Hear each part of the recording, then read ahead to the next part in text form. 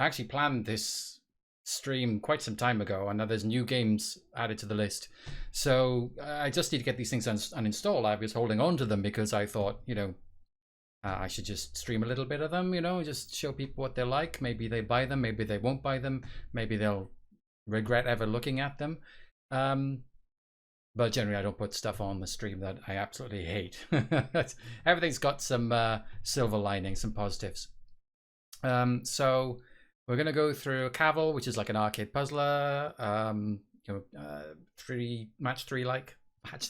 You say match three.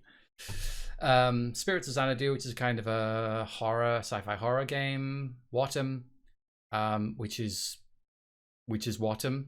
Isolomus, which is a kind of pointing clicky kind of thing with claymation. Lune, which is kind of a 3D adventure game, first-person adventure game with physical puzzles. Nightslink, another horror game, very short. Exo One, which most people have heard of. That's well, I thought it was some sort of like a rolling ball simulator, but there's a little bit more to it than that. The Black Iris, which is another horror game, and then with Industria, which is a first-person shooter with many flaws, but also positives, as I've said. So I'm gonna get on with Kavel first. Kavel is by Jerry Verhoeven, and it's on Windows, Android, iOS, and its price varies depending where you buy it. I think I'll bring my head over a little bit more here. Hang on. My head. Whoa, let's move my head. That's better. And yeah, I mean, on Android or mobile, it's very cheap. Well, if you want to get it on Steam, it's about £4. So I was fortunate enough to get Key. Salty Horse is telling me to uninstall each game as soon as I'm done talking about it. I had thought about actually doing live uninstalls, but you never know. Some of these might actually take a long time. You can never trust the uninstall process. And it'd be just my luck saying, please, I have to restart the computer now.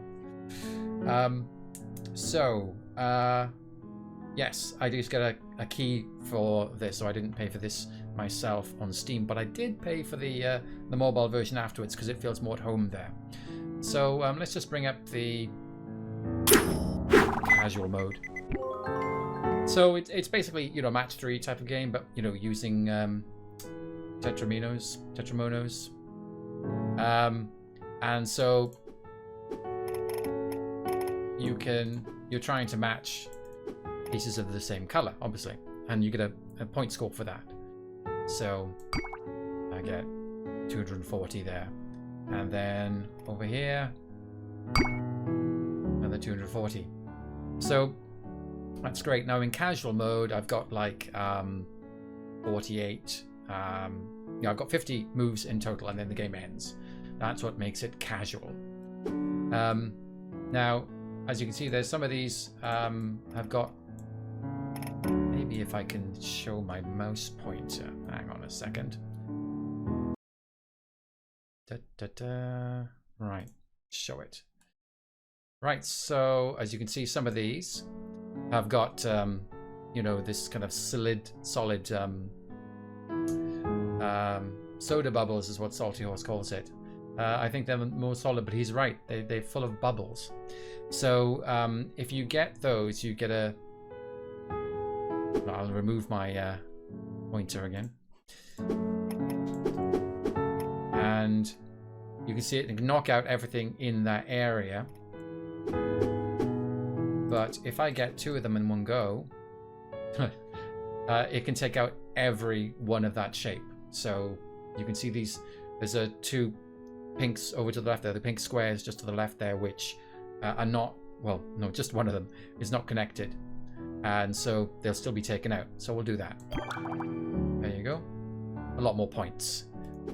And so what, you're not going to get points just by matching, the colors like this. You really want to get lots of these, I tend to call them bombs. I'm really sorry, but I'm not even sure what the tutorial calls them. Right, so there is another little thing to mention before we start doing that, and there we go. If you get a set with all the different colors, with lots of different colors, we've got the triangle, circle, hexagon, and diamond here. That will be a match as well. You can match stuff which, like this, and you'll get nothing for it. It might be useful for when you're setting up, you're trying to set something up. But let's just take out that set there. Okay. I'm gonna. Is that gonna work? Nope. How about? No. I wanna get them together. Let's go work on something else. Right. Okay. Let's get. Maybe able to just get those down. No.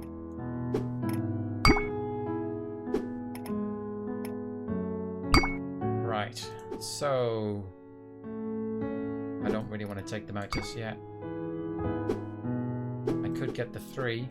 Oh no, I couldn't. But yeah, I could get this 3. And as you can see, that will wipe the whole board out.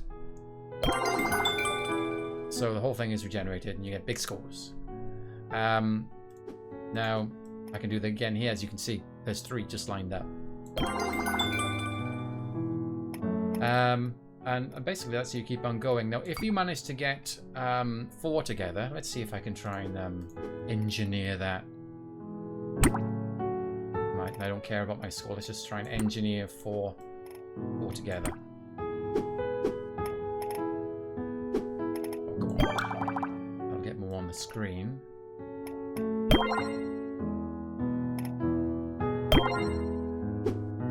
Okay, this is not helping. Getting better. Okay, we're getting there. Okay. Of course, the big danger is I won't get the piece. I got 26 moves yet, so we should be able to see it. I'm looking for the next shape, I think. Right, here we go. So just to let you know before I do this, the controls are you can't see it, but my mouse pointer is here, and I'm grabbing it, okay, and I'm moving the shape around, and then I have to let go. And if I just click it down the bottom here, it rotates. I can't remember the rules of mobile. I think I have to drag it and hold my finger on it. It's always kind of wasn't too happy with the mobile controls, but then again, I haven't played this for a while. It may have changed. Please, apologies if it has. So if I get the 4. Then you don't get this. You don't get the whole thing blowing up, but it can. You get all these bombs turning into these sort of like weird bombs within bombs. But they just generate a lot more score. So just 2 of those, you get 28%. And you can see there's a multiplier at the top there, so you can chain things nicely. Okay. Oh no, there we go. It's important to note that if an whole area goes with like other bombs in it, you don't get any points for those bombs unless they're actually in this matched shape.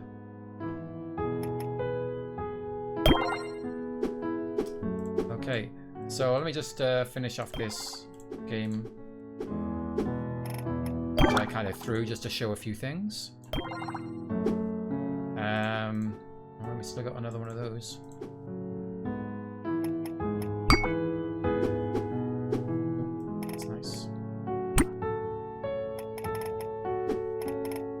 Sometimes it can be good to throw away moves in the casual mode. Oh, come on. You can give it to me. There we go.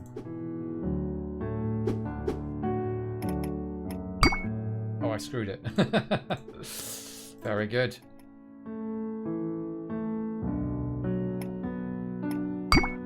What am I doing? I've lost the plot. Alright, yeah. Let's just do that. And then I'm going to do that.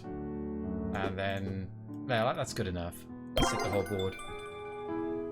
Ooh, okay. Oh. So mean.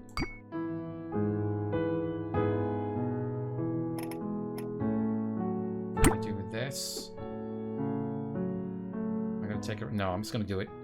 44%. It's a nice score. Ah! Hello, Pixel a Day. From Australia. Just playing something rather casual at the moment. Everything's going well. Actually, we've got a heat wave here. It's currently 27 degrees in this room. There we go. That's the end of the game after my 50 moves. 27 degrees. It's not good. If it gets too hot, I might turn on my fan. And if that happens, you probably won't be able to hear anything I say. So that's the casual mode. So if I quit that, I tended to enjoy the frenzy mode more. Frenzy mode gives you 1 minute 30 and you go kind of crazy. Someone's laughing at my temperature problems. Right, yeah, so, I mean, honestly, it's nice to get some good scores. I got over 1 million once, as you can see. My best score is just hidden at the top there. I can't do this on stream. This is impossible. What is going on here? Yeah, there we go. Try and get points for everything. You don't want to throw it. Oh, there we go. There's a 4. Oh, okay. All right. Do I want to get that? All right. I don't like to do that, but I'm gonna have to. Okay, let's get that. I'm leaving a lot of rubbish for myself downstairs. And there's a multiplier now, as you can see. There's a countdown. And if you don't get something within that time, you lose the multiplier. No pressure. There we go. Oh. Ah, terrible. Oh, the music's speeding up and giving me a heart attack. Multiplier's going up though. Come on, get something nice. I very rarely get like the. Oh no, no, no! I'm losing my. No. Oh, there goes the multiplier. It's all over. 55,000. I haven't played this for a while. That's my excuse. Whew. Right.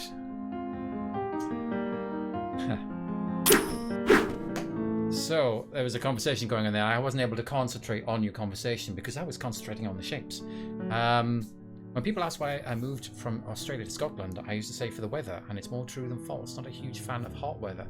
No, I wasn't built for it. I wasn't built for hot weather. Which is why I suffered so much when I lived in Japan this summer. The Zen mode. I think this is to see how far you can get. I cannot remember. Oh no. I think the Zen mode is infinite. It's just like you keep on going. Yeah.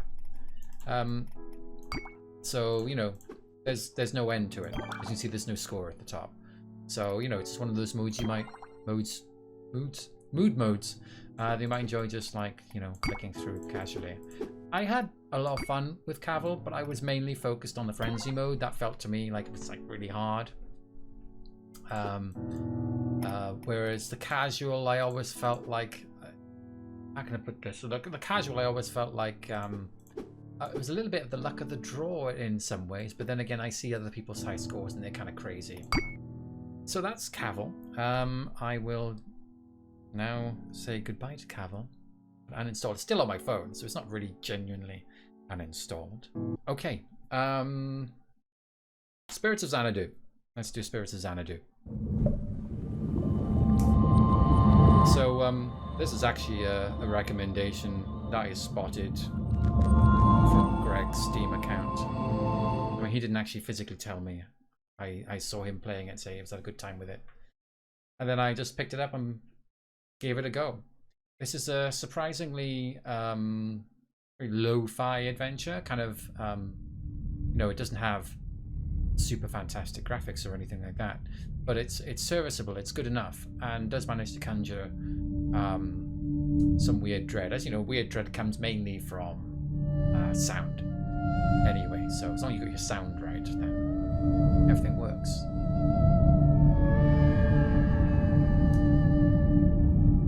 So here we go, Exo One. No, Spirits of Xanadu. Still waiting for the title. Weird dread, the best genre. But you know, weird dread, I always end up with some sort of like ancient thing recovered on an alien planet which causes horror, right? Every time. course, that's the only thing I like. I'm very sorry about that. Okay, here we go. We'll just kick it off.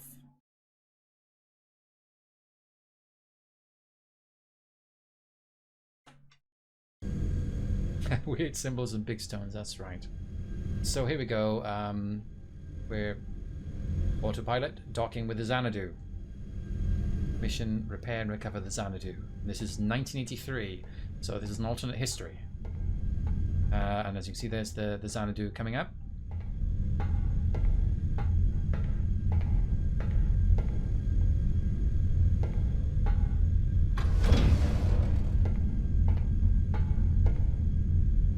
So I'm just wondering why Salty Hot's going, oh my god, oh it's DMG. So there's things to read. There's an audio log. Good morning. Is it morning where you are? Because it depends on which side of the nearest sun you're on. I'll have to ask one of the eggheads. Anyway, if you're listening to this message, then you're in the vicinity of Alpha Orionis, and you'll be docking with the Xanadu shortly. I just wanted to say thank you once again for taking this job on. There aren't many people who would have done it. The crew are going to be pretty grateful to you, I know that. Help them to get their drive running again, fix up any other problems they may be having, and get back home. The Xanadu has been conducting some very important research, so bring her back to us safely. And keep yourself safe, okay? See you in a few months. Good luck. It's true, everybody's saying OMG. I didn't even see that. Okay, so there's also a little log here you can read, and it's basically just saying, you know, Xanadu has been out of touch since March, and you've got to go there and obviously try and help them out with some repairs, because they're assuming like just something's gone wrong and they just need a few repairs, and then bring it home. And there's the coordinates for Earth, if you need them, highlighted in yellow. So there isn't anything else you can do in here. It's just a case of just getting off the ship, open the shuttle doors. Right. Okay. Now, it's very dark for me at the moment. It's a lot darker than it was when I was checking it out yesterday. I'm not sure why. But up there was somebody standing, and they disappeared as you came out. So that's good. Wonder if I'm gonna... Can I change up the brightness here just a little bit? How about that? Wow, it's still pretty dark for me. Let's try again. Okay, brightness 10. How far does this go up to? Oh, minus 10. Okay. Wow. Not sure that made any difference whatsoever. It's just made bright things brighter, and the dark stays dark. Wow. Oh, gun. Pretty good. One guns. Okay.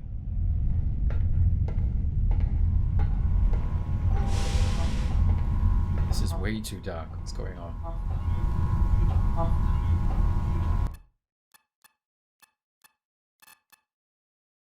Is there anything else I can do here?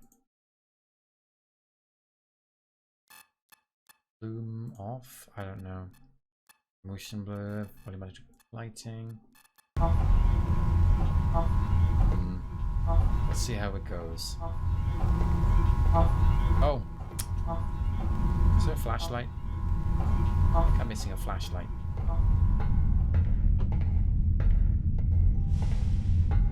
Oh, a tape. The lamp off. Okay, fine. Is there a flashlight? If there is, I'm not carrying one. Game options, video options, controls.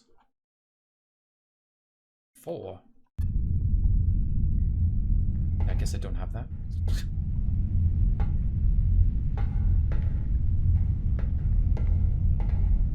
There's a tape recorder here.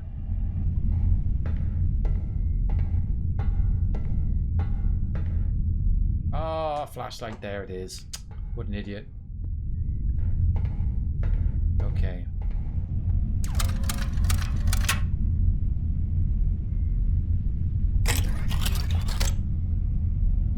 multiple times here.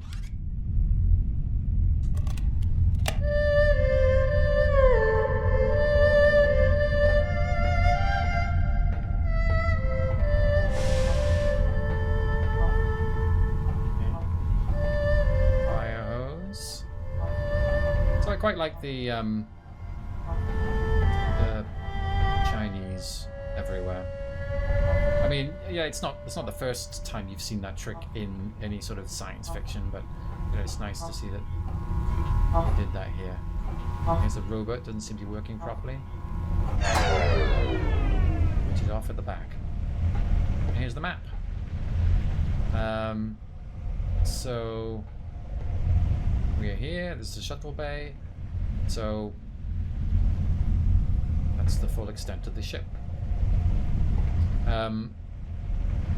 So, you know, when I landed here, I had no idea what I should be doing. There's a few more robots in this room. Right, so we've got these displays here, so you can see that the you get a mouse pointer when you get up to them. So you can look at the terminal cameras in various different rooms. Have a look at the bridge. Yep, nothing untoward there. Med bay.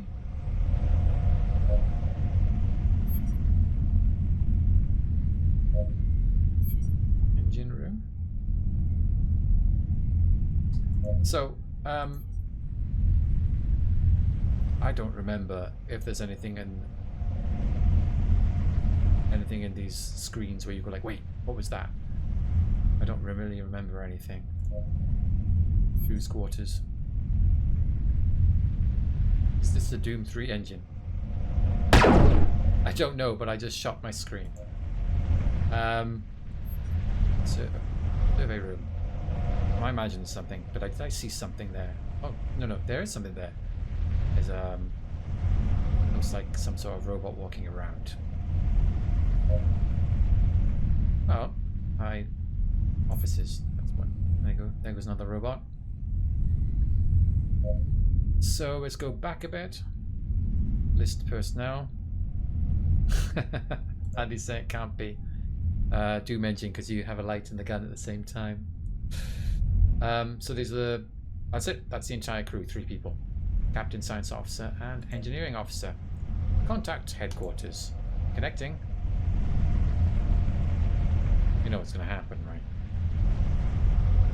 No signal. Please try again later. Yep, can't connect. And save mission data. There you go. That is effectively your save point. You can open the grate here. This is Spirits of Xanadu. Andy. Okay, I can crouch. But once you can't get up there. I'm not completely speaking. Okay. Alright, you saw that. I'm not completely speaking from what's the word? I'm not pretending I don't know what's going on because I haven't played this for a while. Okay, you can actually shoot the electrics. Alright, let's try somewhere else. So it seems to be some blue window or something. And push for water. There we go. Water.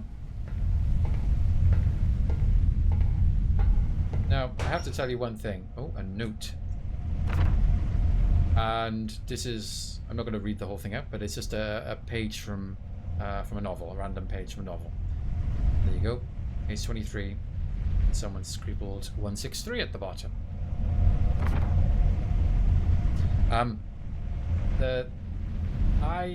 It is possible to get the lights back on. They're all off at the moment.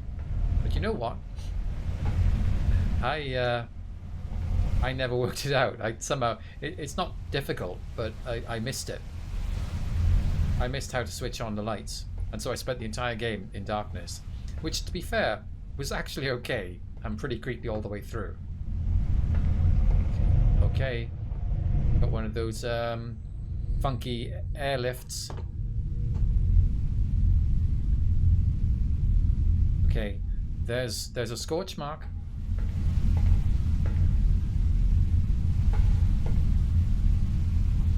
It's fine.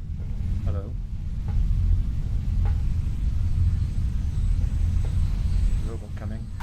Whoa, hello. Okay. Right, so alright. I guess the robots are malfunctioning then. Okay, where's this robot gone? Oh, we're facing the wrong way.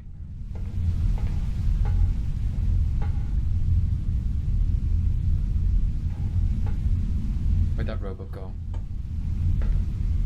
Oh, hello. I wonder if it's... So... Ah, May Thrasher, saying it's slightly disorienting to watch sometimes. Okay. Disable robot. I guess because of the fact that I've only got a flashlight, it can be very difficult to see what the hell is going on. I move a bit more slowly when I'm turning. Okay, where are we now? We've now gone up to this tube here. The auxiliaries are behind us. I wonder if we can open this grate.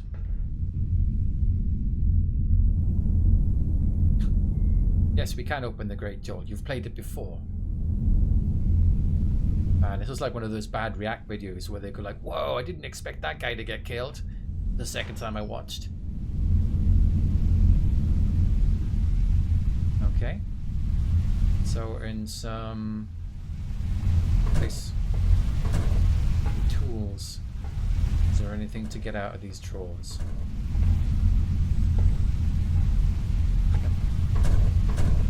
Yeah, I promise, May, that I will always stream at very inopportune times for everyone. Never catch me in the same place twice.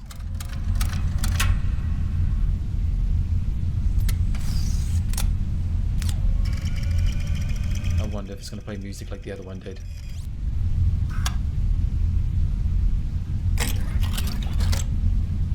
I could keep doing this all day.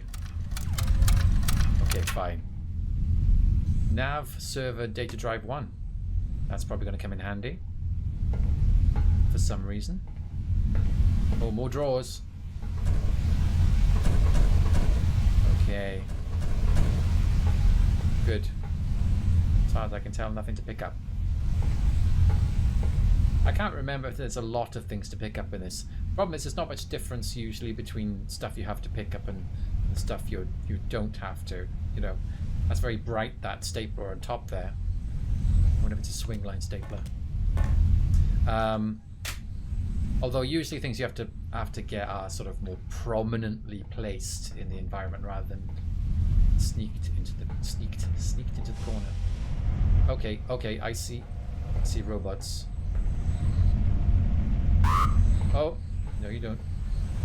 Oh. Okay. I got rid of R2-D2.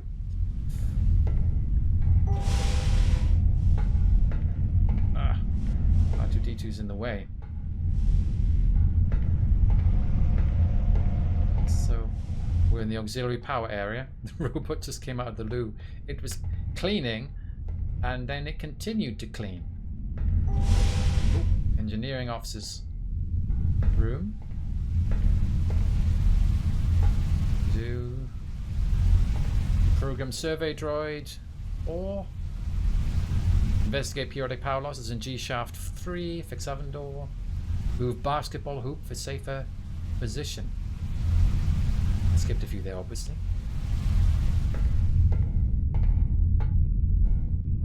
Close the drawer, and I can open the drawer.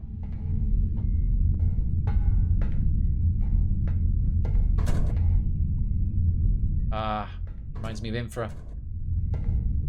I'm sure there's something in drawers eventually.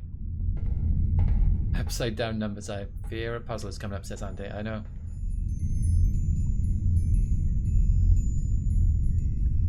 Does anyone else hear that?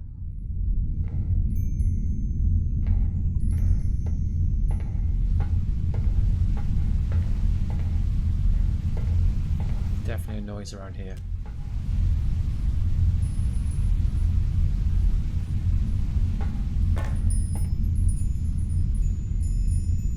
Oh, that's rubbish on the floor.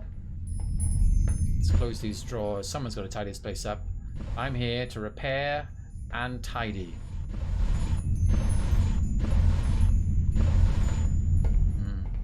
Smoking, not good for you. 1 hour, 2 minutes.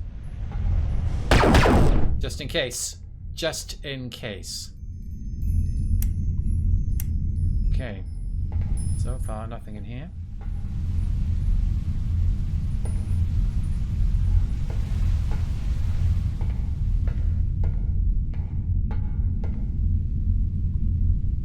Okay.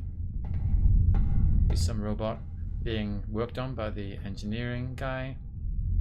Okay, obviously this ain't gonna open unless I've got some kind of code. Well, that's not right, is it? Someone's gonna tell me to do 0451 in a minute. Just beating you to the punch. Whoa. Hello.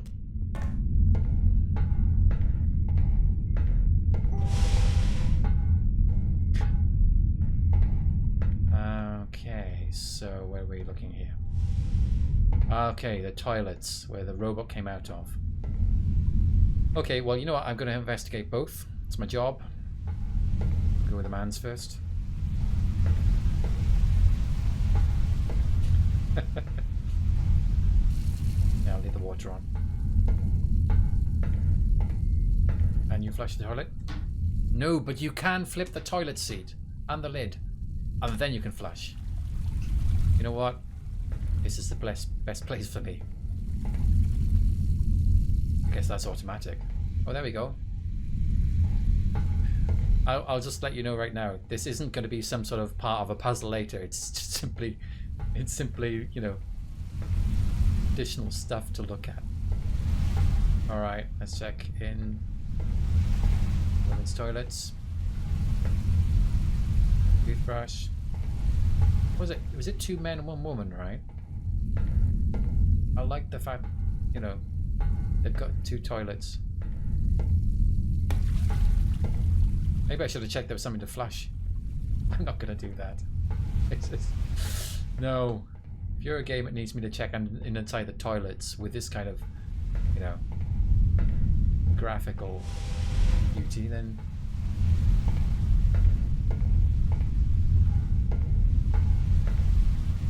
so yes.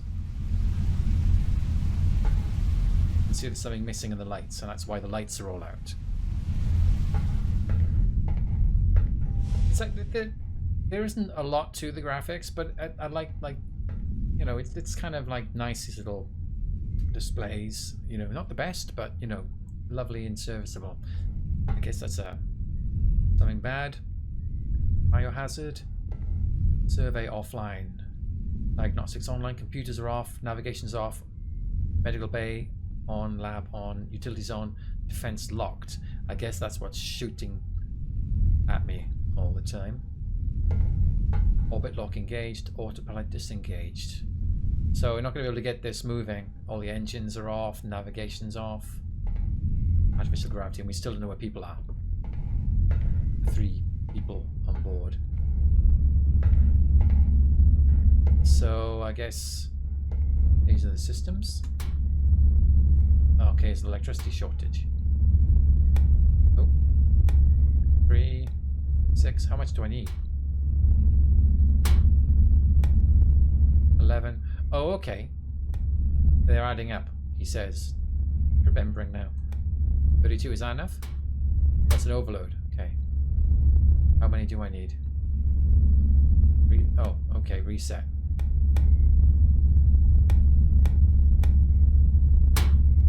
No. That's 19's too much. I'm feeling like I've missed something somewhere that would tell me. Oh, well done, I've just reset. Oh. Okay, did it. Computers are online. Sounds good. Med bay's online. Survey.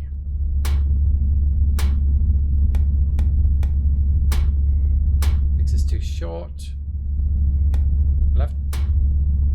11's too low. 19. Oh, 19's too low. Oh my god, 32 is too low. Obviously, so it's between 32 and 53. With that. It's a shortage.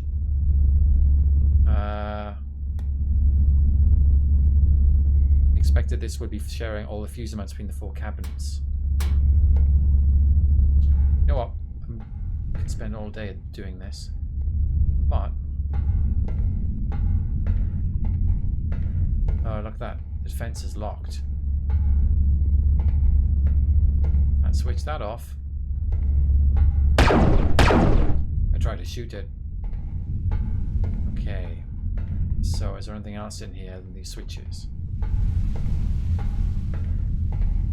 No. Obviously missing something for the lights there. And that's a thing I didn't solve when I first played it. I'm not going to play all the way through the end. This is not a long game. Okay, I guess we need to go somewhere else. So where are we? We are now in this area. Came up through... what the hell? Alright. Not sure what that was. Okay. Carry on down this path out here, I guess. I hear something.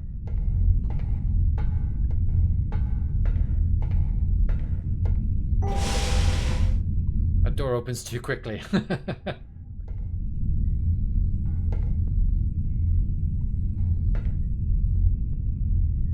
Is that robot working?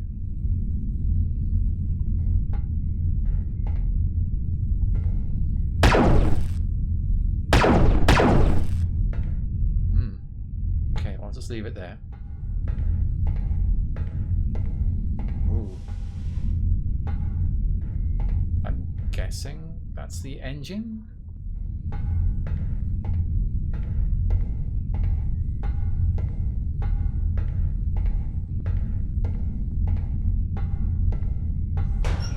Okay, more grates. And then...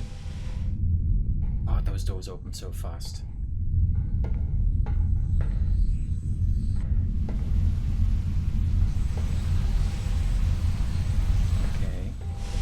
Oh, okay. There's more than one robot in that room. Good, oh good.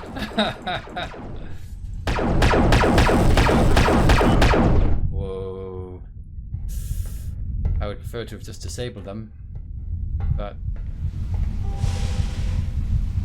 oh, I can hear the heartbeat.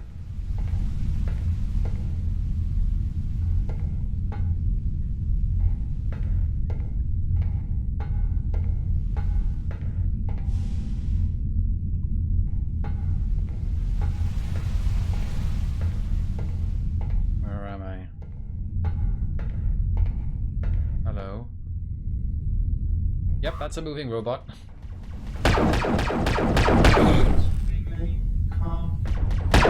I'm not long for this world. Okay, I'm just blasting. Right. Observation. Agnew. Dons.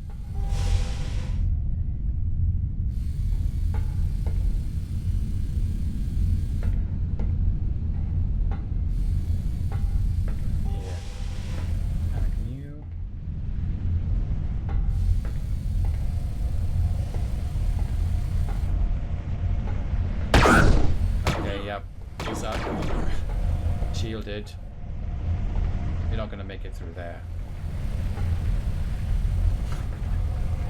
Very funny, Andy. They're trying to install me before I uninstall the game. Drink soda. Let's do that. Unread messages. Who knows what could be in the drawers? More sodas that you can drink. Let's just close this. Be very neat. Nothing here. More sodas. My god, this guy. Oh, audio log. Hello, darling. I've just been listening to the recording I made for you last night on my birthday. It's a recording that you'll never hear. I know that much. Okay. If I tell you that I had a few drinks first, you'll already know what it was like. But it was a good day. John's fiddled with robots, and they threw a kind of party for me. It's pretty nice of him, considering. Anyway, communications are still down, so I can't send a message in the usual way, but I wanted to record this one just to say I love you. Just that. I love you. I opened up your birthday card, and it made me cry like a baby. I'm so sick of space. It's beautiful, but I'm sick of it. Talking of which, John says a cold. I know, a cold. Where'd that come from? I'll send this message when he gets the comms online again. We've got a cold in space, and he doesn't know where it came from. Indeed. Take page. Minor incident report form. Present day. Instant localized at certain time zones such as Occidental. Note we are not on Earth. Not location, not sure all around. Inside head or heads, generally not sure. Med bay? Person reporting incident. I report the incident on behalf crossed out. Difficult to determine exactly which person or persons. If further information is required, thank you. Okay, this guy's obviously not well. Please describe the... That's the guy who's just talking, right? Probably? Nature of the incident has been compared already to a large figurative spider, but also in one of our minds a chiton from the book or some other thing which spins in the middle. Spider is best analogy? I don't know how better to say it. Poetic? We, some or us, wants to say it is a great wave to be welcomed. We are a trembling nephew again, and to the black ocean it will pull us in and show us, etc. It loves our words, rolls them like pebbles. So, you know, there's that's not the first sign of something kind of bizarre going on with the crew. That's the first one we come to today, but that wasn't the first thing I bumped into. But obviously there is a chair on the ceiling, which is not right. Just to be clear, I don't think that's a bug. Okay, Agnew, Johns. What we got in here? Oh, nav server data drive 3.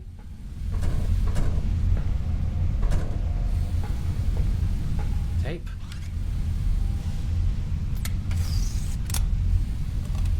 Here we go.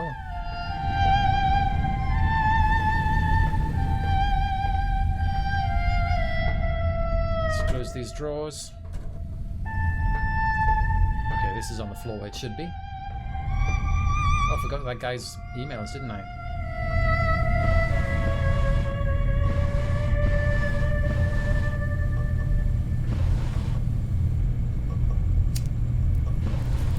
Okay, that caused damage. Minor incident report form. This is a lot more easier to read. 4th of January 1993. It was 2 months before they went offline. Location of incident, recreation area, and it's Colonel Johns reporting it.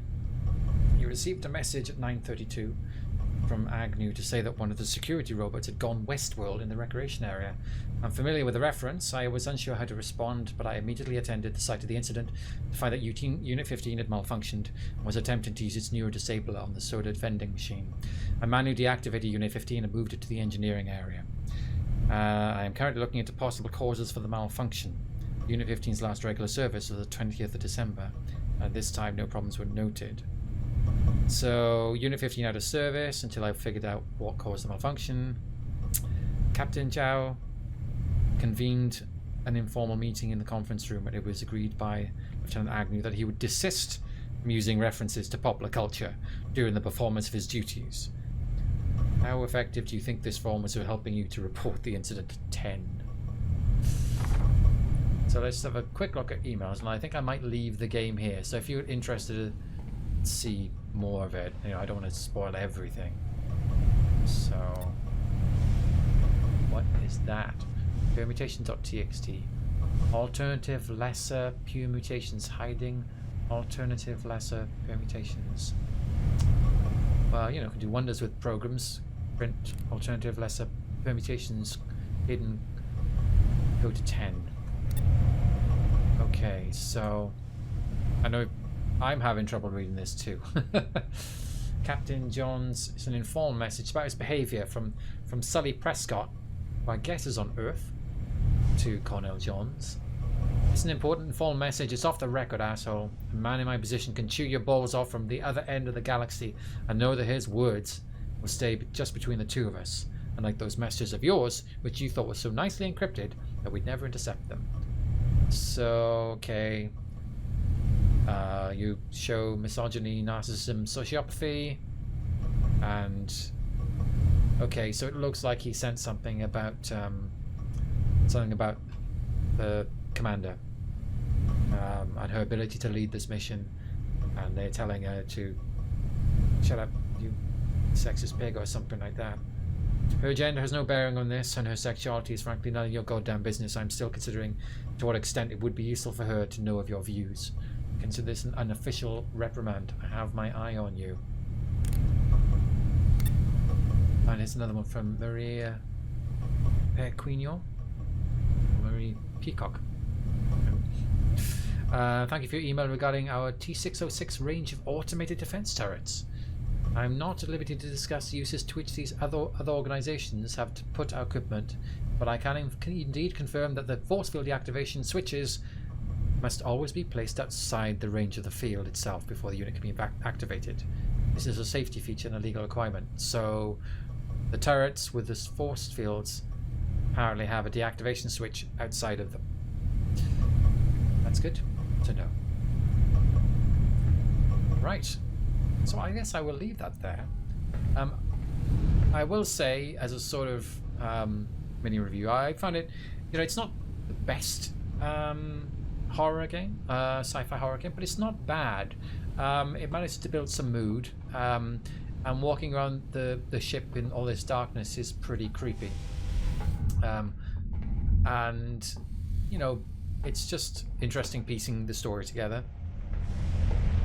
The one thing I would caution you is that there are multiple endings, and you might not know this, but they wanted to make it that when you chose your ending, that was your ending, and it would just that would be it, and it resets your game. Your save game is deleted if you choose an ending.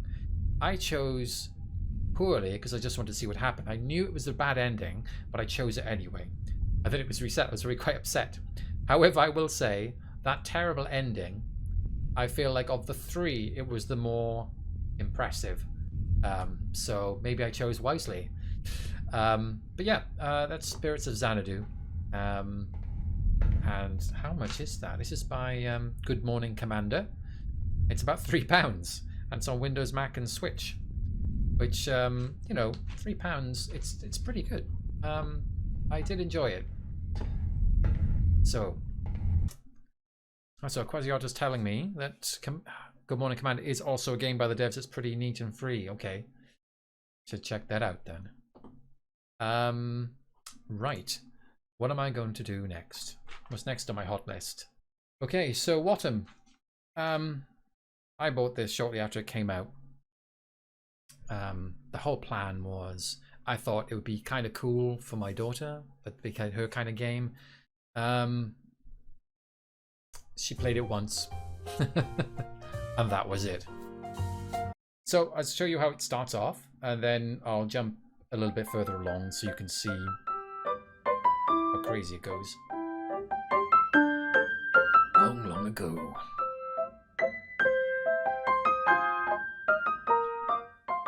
Everything existed in this world. I don't think I can speed this up.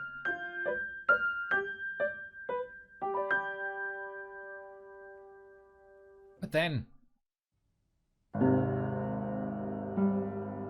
bad stuff.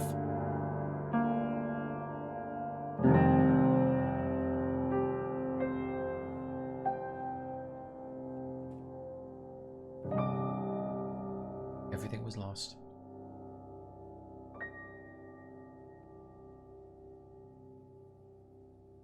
No one remembers what happened back then.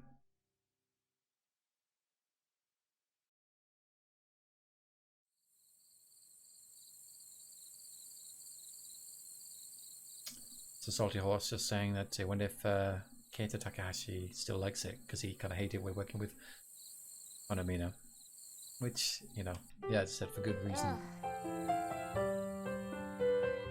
And of course Funamina don't exist anymore now after everything that happened.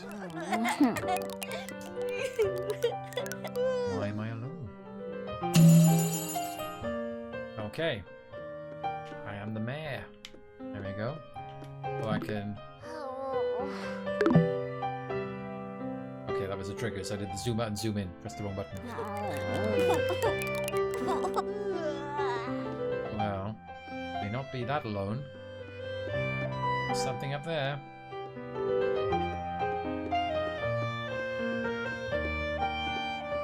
You sit down.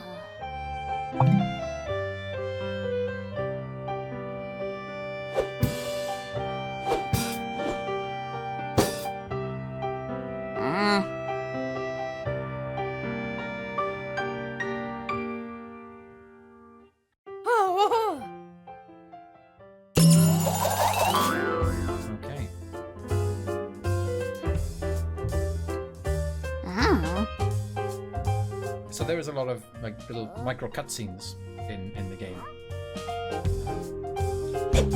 Okay, we've learned to jump. Let's go check out our discovery. Where'd it go? There it is. Okay, we can pick it up. I do like the little, very simple but expressive faces.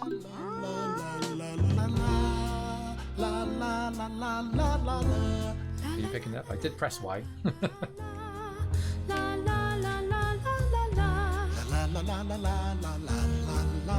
Huh?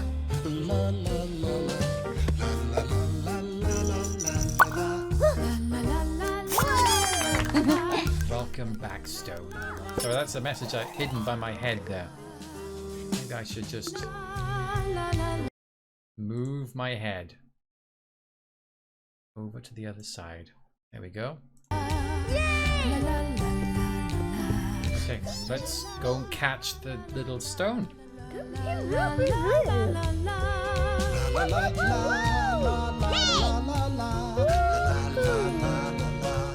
Okay, hold hands with B.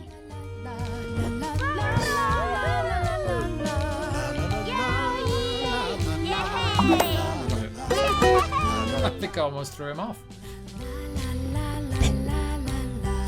No, floats right back on.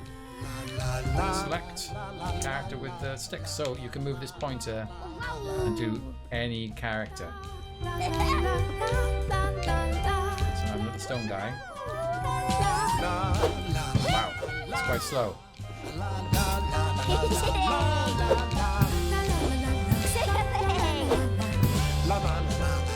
Very gritty and realistic. That's what it is, Andy. Yeah, yo! Huh? Indeed.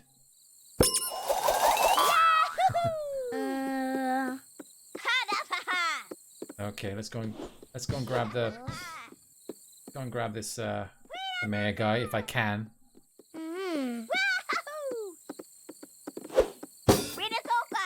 Wow, can I actually catch up with this guy?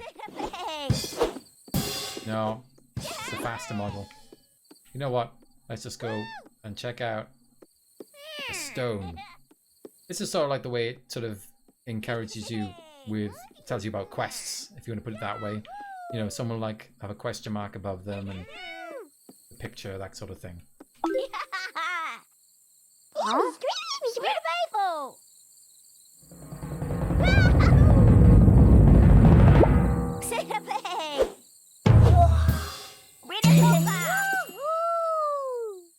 There we go. a bigger stone. Mayor is blown away because now he has 2 friends.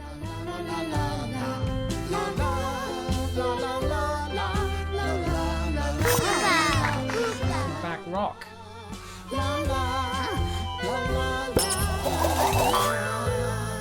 Hey, Mayor. Okay, well, you know what? Let's just go do the rock. And here goes shake hands, hold hands. There we go.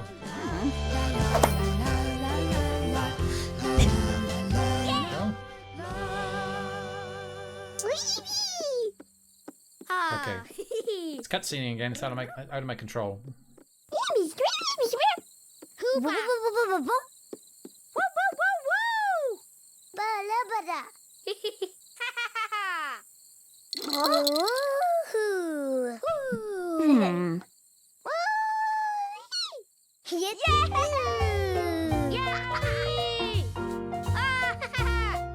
So you have a bit of patience with the game to some extent. There's a lot of like pausing and like this. To me, I've seen a lot of it, so I'm like, okay, all right, I get it. But of course, it's the first time you've seen it, and then it's all cool. Okay, let's greet.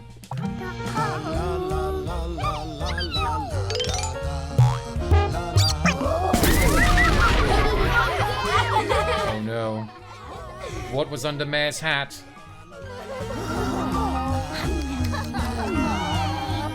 So, yeah, it definitely feels designed for the 3 to 5 age bracket.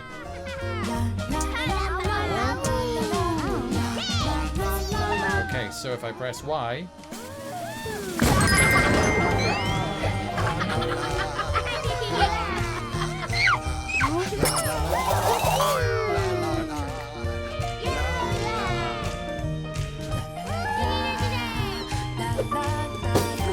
I need my hat back first.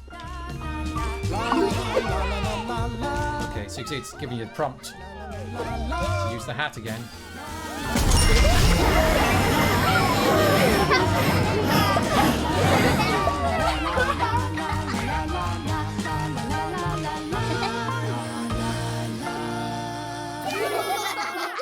There you go. You can spend a lot of time just taking your hat off.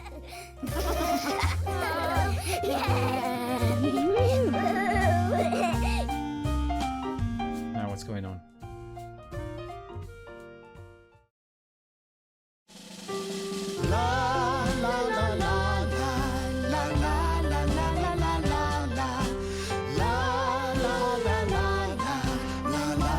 Oh, welcome back, son.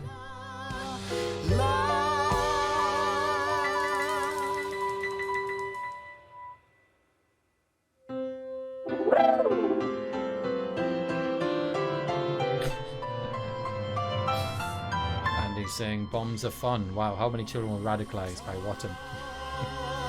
Ah, there you go, there's the titles. That was all just like the preamble.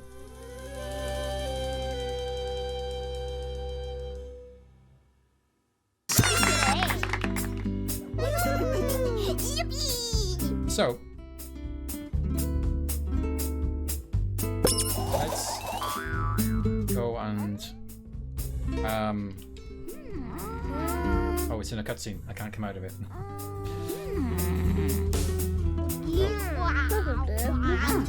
Notice the spotlight.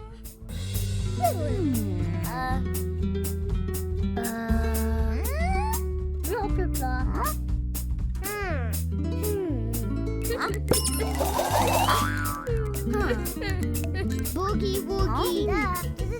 I mean, it's I kind of there's a lot of fun surprises like that where you know you can see like you know the spotlight becomes an actual character in a sense. And it's crying because it has to go,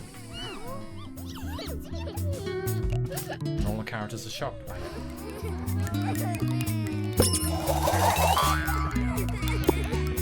Right, it's just that you know that they're crying and you notice the grass is growing under their feet, so you know where do you go with that? So let's choose a load for much further on in the game. Let's go this. Now I've got 51 characters. And there are multiple areas.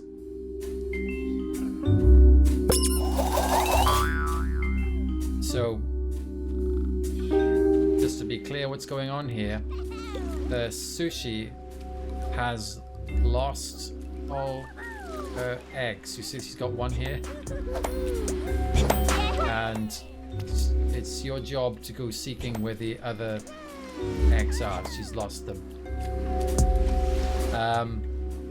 But there's so many characters. There's the detective.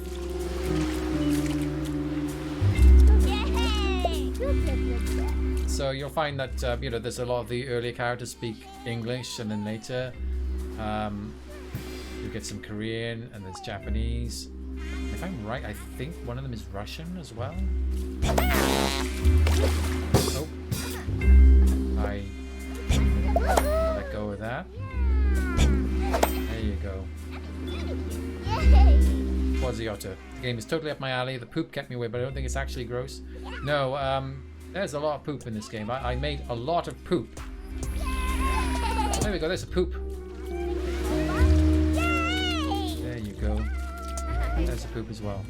If I remember rightly, these poops are from being eaten by something and pooped back out. So they were something else before this. Can't remember what they were. Oh. Okay, so let's just zoom out a bit. So.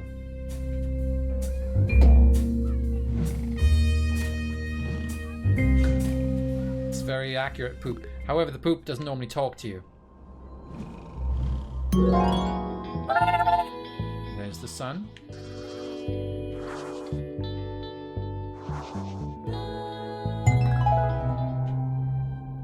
So there's these different zones that pop up later, and you can move between them.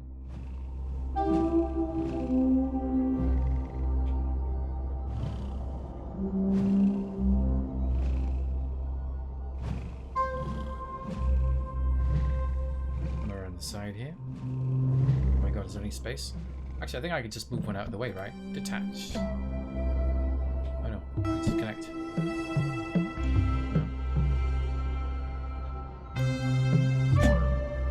Let's just come around the side here. These places represent the seasons.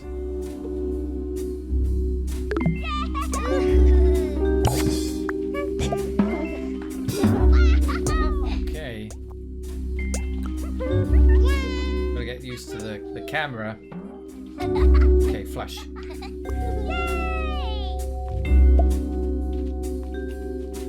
I think I need a poop to flush. Give me a poop. There we go.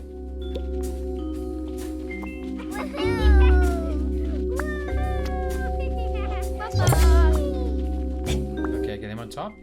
And then move the other guy and then flush. You see what happens. Just pop right back out.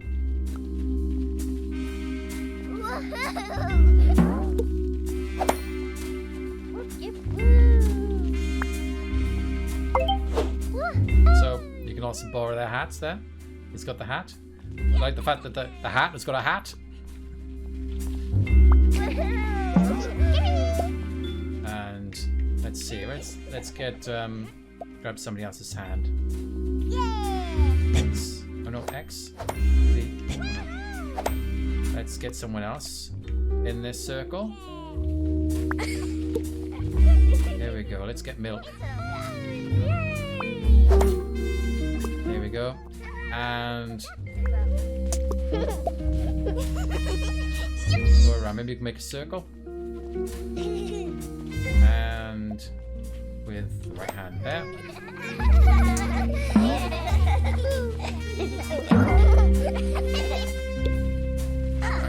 Remember how this works. Remember they do some weird running around thing. They all like laugh really happily. And obviously it's happening right now.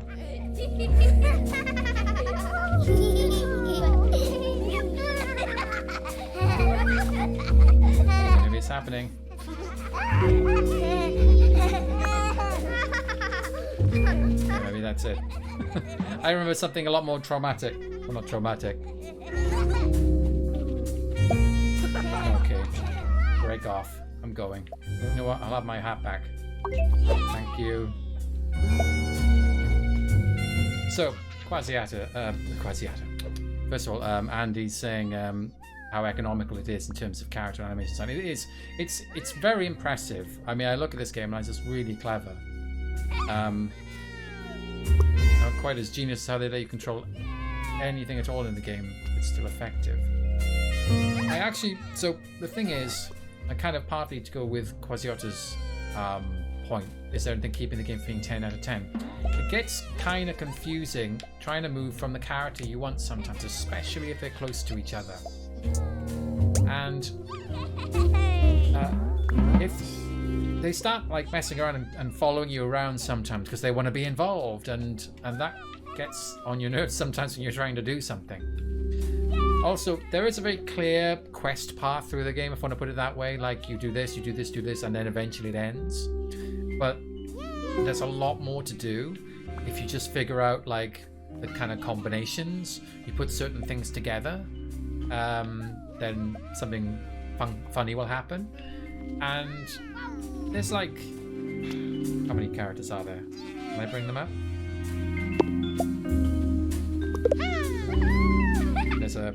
I know there's a command here somewhere. No. Where is it? No, there's a command here somewhere. Oh, it brings up all of the characters that you can just select from a giant menu. That's not it. But yeah, you can bring up the whole menu, and it's like I don't know, it's like 100 characters or something. It's quite a lot.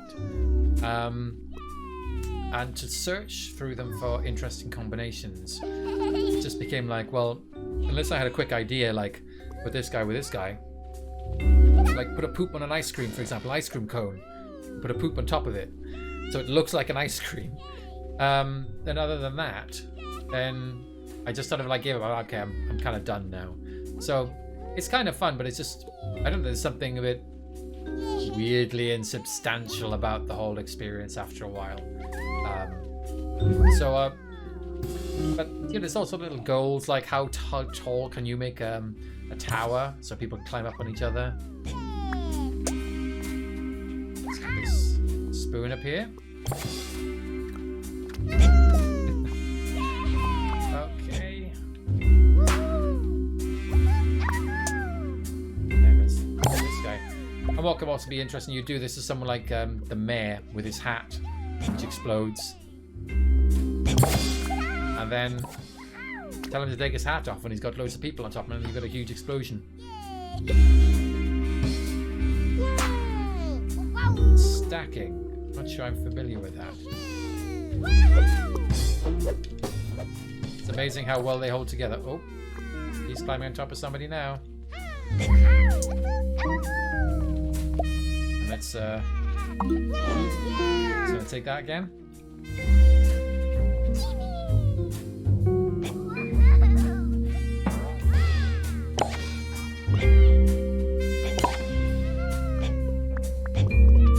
The climbing's like grow home. Yes, interesting.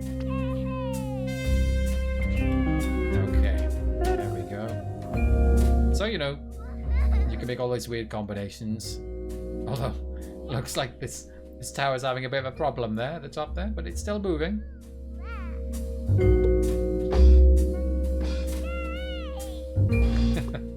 Everybody's seeing new games in this.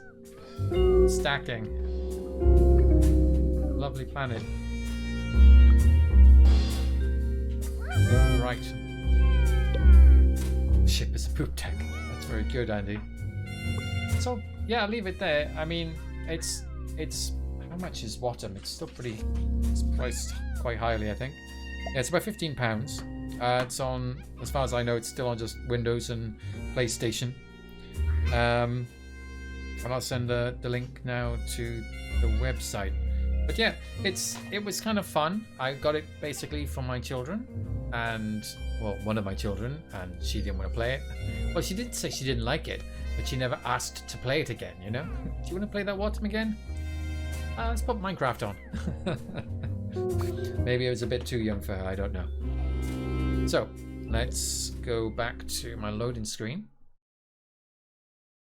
and then I can copy across the link. Wow, we're now currently 3 games through. All right, so let's go to Isolomus. Very disturbing game, this one.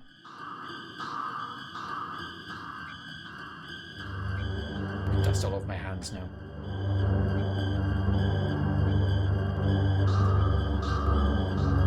Okay, let's so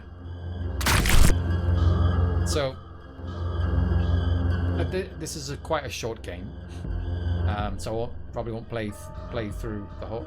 I'll try not to play all of it, so you get more fun to dig out later. And now Salty Horse telling me I can port the Citadel to the Playdate. I am confused as anything. So here's a nuclear family. And that's what happens when you click.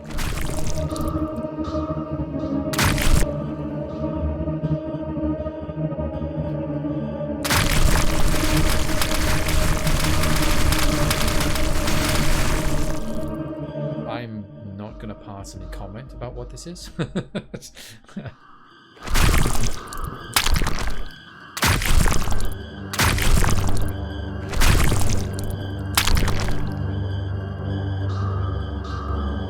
I don't think I've squashed all of humanity. I've left a few buildings intact. There we go. And they've got a grey block. And then suddenly you're into this. So here we've got the sun, and this is brushing your teeth. That, if I remember rightly, is a window. That's, I guess that's eating. Not sure what that is. Book, computer, smartphone. Okay, let's try smartphone.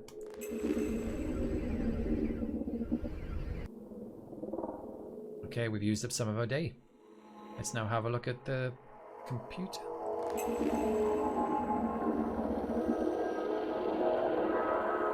Okay. Read a book. And then eat.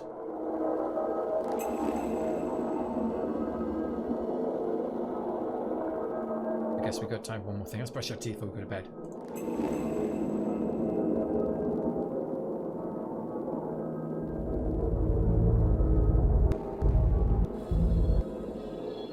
Right. That was a very productive day, Andy. So, time to sleep. It's just... It's wonderful animations, but they're generally very gross. It's incredible. So, I can choose this, or I can choose this. I can't choose this thing here. So, oh, I guess I can nail the door shut or try to open it, or lock it. Not sure. Let's try. Okay.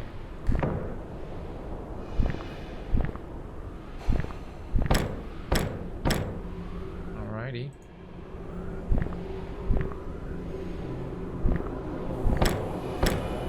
I just love how, you know, this whole game is just really kind of like something deeply uncomfortable about everything. Even this small, this scene where you're just putting boards on the door, and I put aside the fact that why are you boarding up the door, but the fact is, like, there's this outstretched hand from the darkness at the bottom here, the overpowering, you know, audio, the ambient noise, and just the harsh sounds of when you're actually doing this as well. But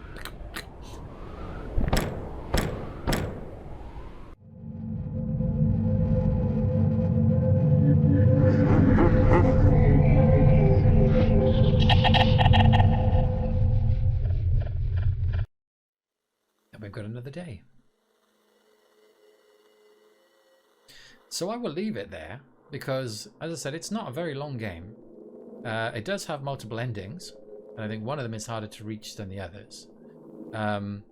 What it means is something that still escapes me, but it doesn't matter because I just love how very uncomfortable it is to engage with. Yes, I think it's who made this? It was I don't know how to pronounce the second name. It's Michael RFDSHIR. And this is not the only claymation game Michael's been up to. But this is the one that caught my eye at the time. And he's making another one right now. It's been in the works for a while. So this is literally, it's just 70 pence. 70 pennies on Steam right now. And it's only available for Windows, unfortunately, if anyone has Macs and stuff. But I really kind of like, I appreciated the fact that I found this game and spent time with it. But I couldn't tell you what on earth anything. So I'm going to go on to possibly the most tricky one of the lot, which is Clair de Lune, because I had problems trying to get this to stream properly. I've had to reduce the resolution a bit as well because it was just really screwing up. Oh, there we go. I'll move my head. There we go. Just sneaking in there. So this is an interesting but quite flawed game in many ways. It has mixed reviews on Steam. It hasn't been a big hit, hasn't been played a lot. I got this for free. It was a key sent by a PR company. And I played all the way through it, and it has some good aspects, and it's very interesting to look at.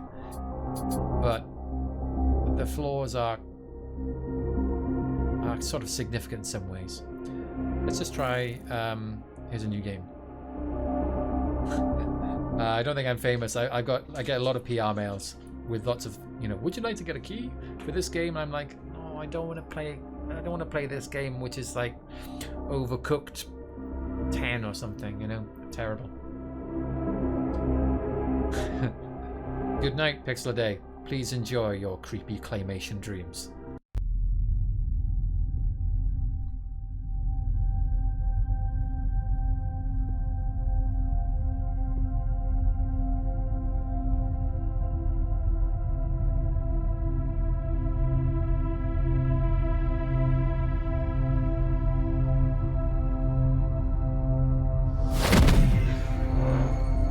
Go. I believe that was a jump in space or something.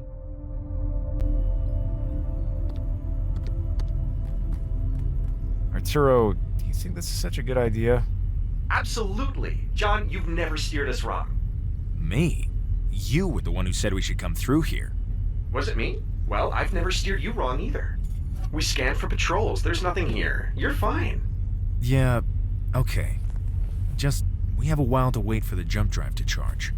And we're just sitting here in restricted space. Fun fact.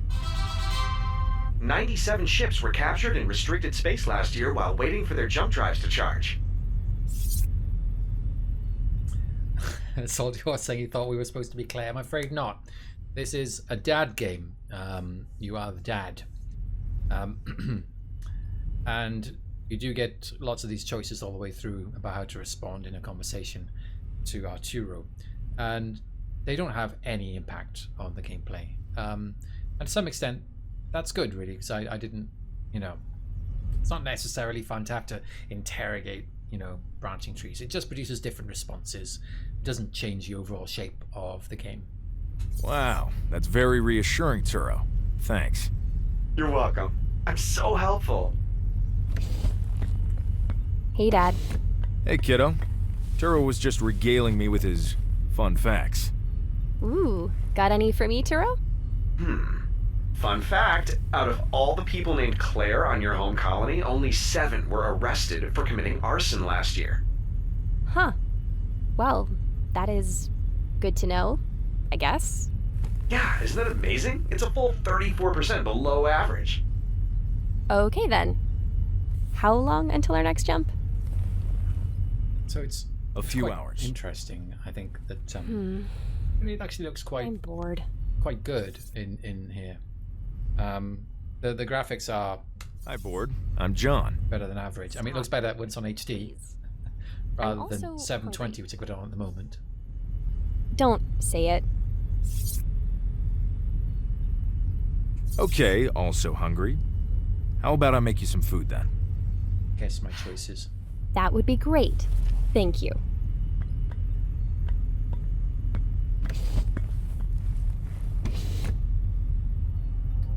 So you start off like this and you just get to explore the ship. I mean, this is more like kind of a tutorial. So yeah, so here we go. And now you can It's me and examine Faith. Engagement photo. pictures. Hard for me to look at her face still, so this picture is perfect. Says most of these lizards didn't make it through the catastrophe. Like a lot of things. Claire loves this kind of Earth history stuff. I had forgotten. I don't even know what the catastrophe is. I didn't know that was a thing. I quite like these displays. If slightly higher resolution, they look better. But they all look really nice and crisp. I'm just sorry I can't share that with you. But as you notice, oh no, that's not. I'm not going to say that then. Computer. That's where we're headed. Though I doubt we'll get to leave the city. My line of work. It's too risky for us to get an Omnipass. So, John is he's a bit of a kind of pirate or something, smuggler, something like that. Charging It's a station. charging station with my nano gun inside. We're gonna keep this thing safely locked up. Omnipass is like multipass, but better. You've got to come up with a new term for all these things.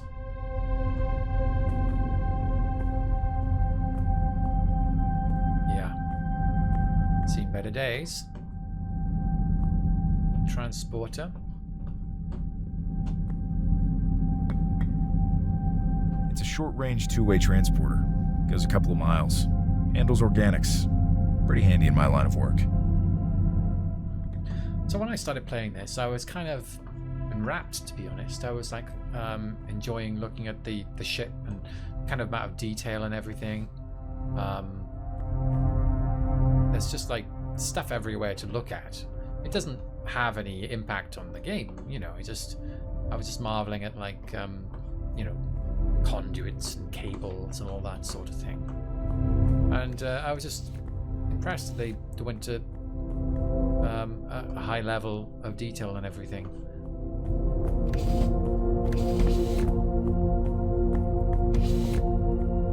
Obviously no AAA game, but I was definitely surprised.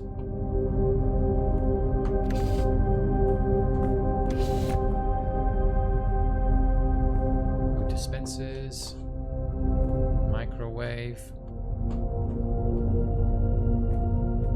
magazine, whiteboard.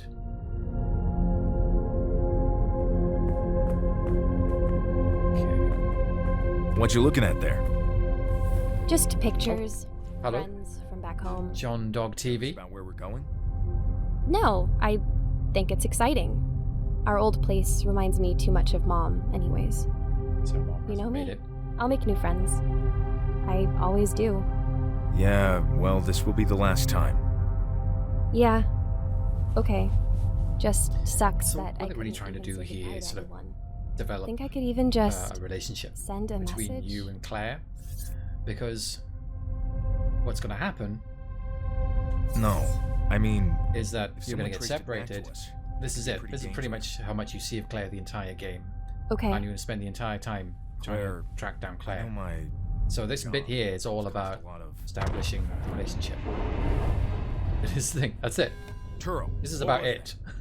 John, we've run into some trouble. Come to the cockpit, please. There is some kind of Claire, flashback run a scenes later on where they try diagnostic to, on the phone. Maybe the fix that. compressor's loose again. but it's not Okay. enough.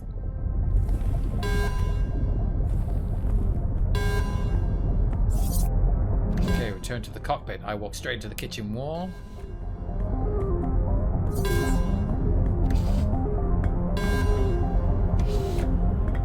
going on? See that planet out the window? We're being pulled towards it. Fast. By what? Engage reverse thrusters. I don't know. Reverse thrust engaged, but we don't have a lot of fuel here. What do you mean, not a lot of fuel? We can't pull away? It's not looking like it. Anything on sensors? Tractor beam? No, sir. 3.6 minutes of thrust remaining. Cutscene.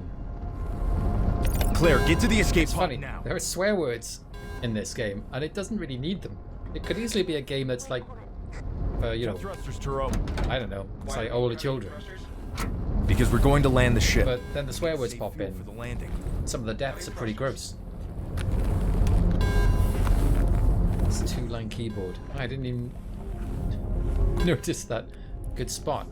Can you hear me, Turo? Arturo, I hear you loud and clear. I'll be right back. Have to make sure Claire made it to the escape pod. Okay, escape pod time.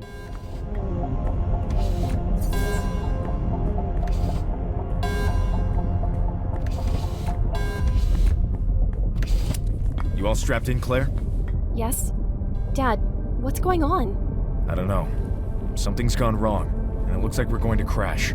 Oh my god. Stay in the escape pod. Don't leave. I'll come find you. What? You're not coming with me? I love you, Claire Bear. Dad! I mean, I'm not. I didn't feel like the emotional pangs here at all. But I quite like the visual there, where it just like cut off and separates and goes down to the planet. Oh, I guess I'm free to go. I don't have to keep on watching the escape pod going. Turn to the cockpit and land the ship.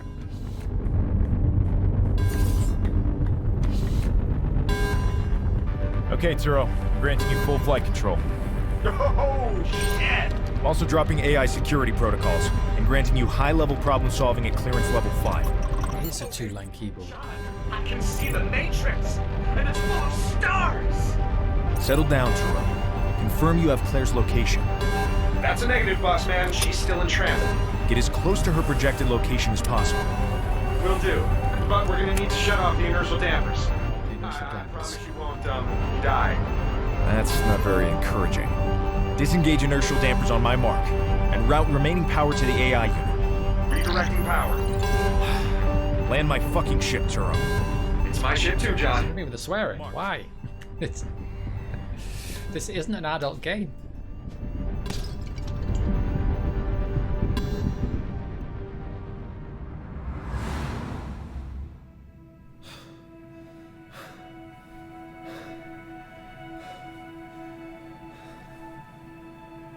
As I said, a few flashbacks here and there. Oh, sorry, I've got control. Okay, welcome to Nightslink. See, if Pixeldate stayed on a bit longer, she would have seen some Nightslink, which she's currently doing some investigation about.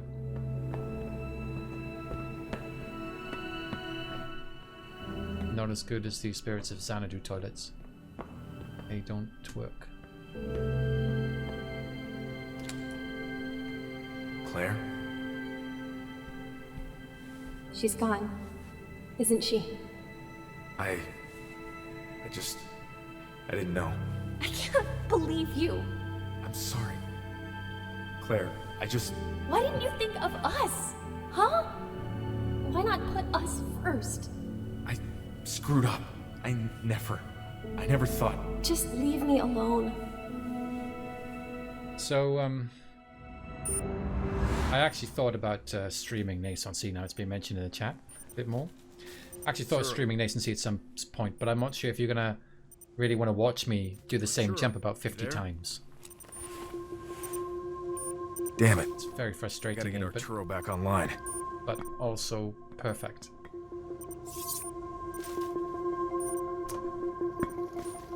So, yep, you get to see outside here just for a second. You can just see out the window there. Can I crouch? No, there's no crouching.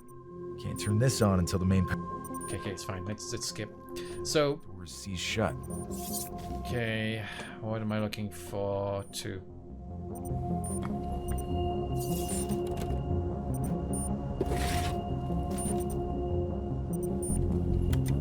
This isolinear chip is fried. I think I have some spares in the cargo bag.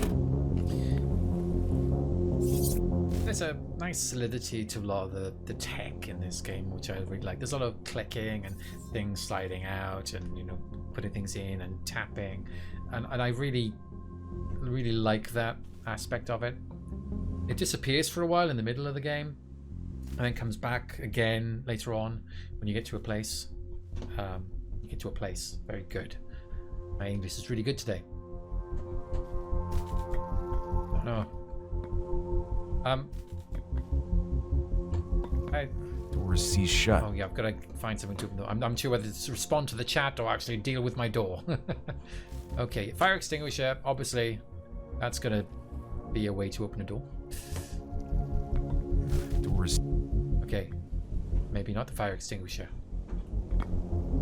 Screwdriver. Is that strong enough? Okay, straight out. Pry open is the option now. That moved quite easily. Right, what am I looking for?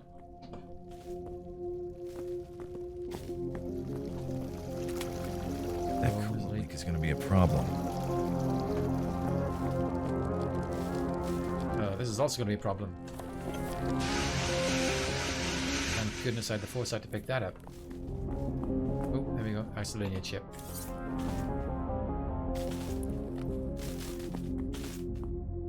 Broken wires.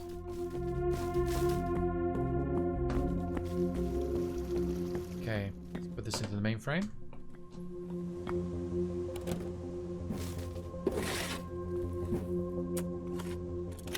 Now I just need to boot up the computer. Why do spaceships always go wrong, usually spookily? Can't turn this on until the main power's back. Okay, fine. Power. Is that the broken wires? Oh, some big broken wires there. Could hurt somebody. I have to replace these wires to get the... Okay, so I need to find replace damaged wires, but where are more damaged wires?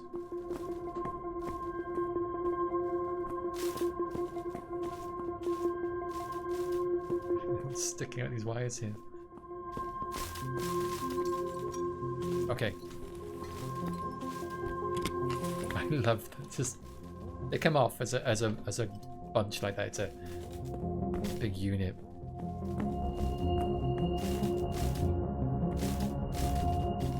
Oh my god. Has any game ever done that? I have to mention this. It was just said in the chat. Salty Horse has said that I hope at one point you repair a fuse, and it says F use.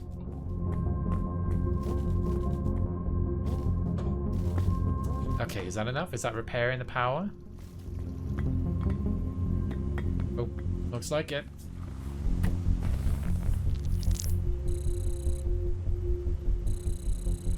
Again, apologies for being a little bit blurry. It's very nice and crisp when you're on a higher resolution.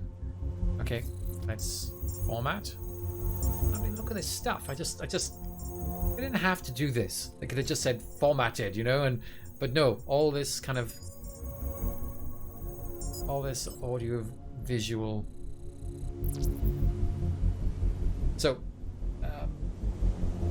it's asking us to proceed to the visual reconstruction program. Yes, and it's basically a puzzle. And I thought, okay, so the rest of the game is going to be these logic puzzles, fixing, hacking computers, but it's not. There are some like this, but generally, there are a lot of different puzzle types. So there's a lot of different levels to the game. There's the physical puzzle level, which you haven't even touched on yet. There's a sort of adventuring thing where you find objects and bring them to other places where you need the object for, and then there's these little puzzles. So there's actually quite a lot of richness in the game, which surprised me.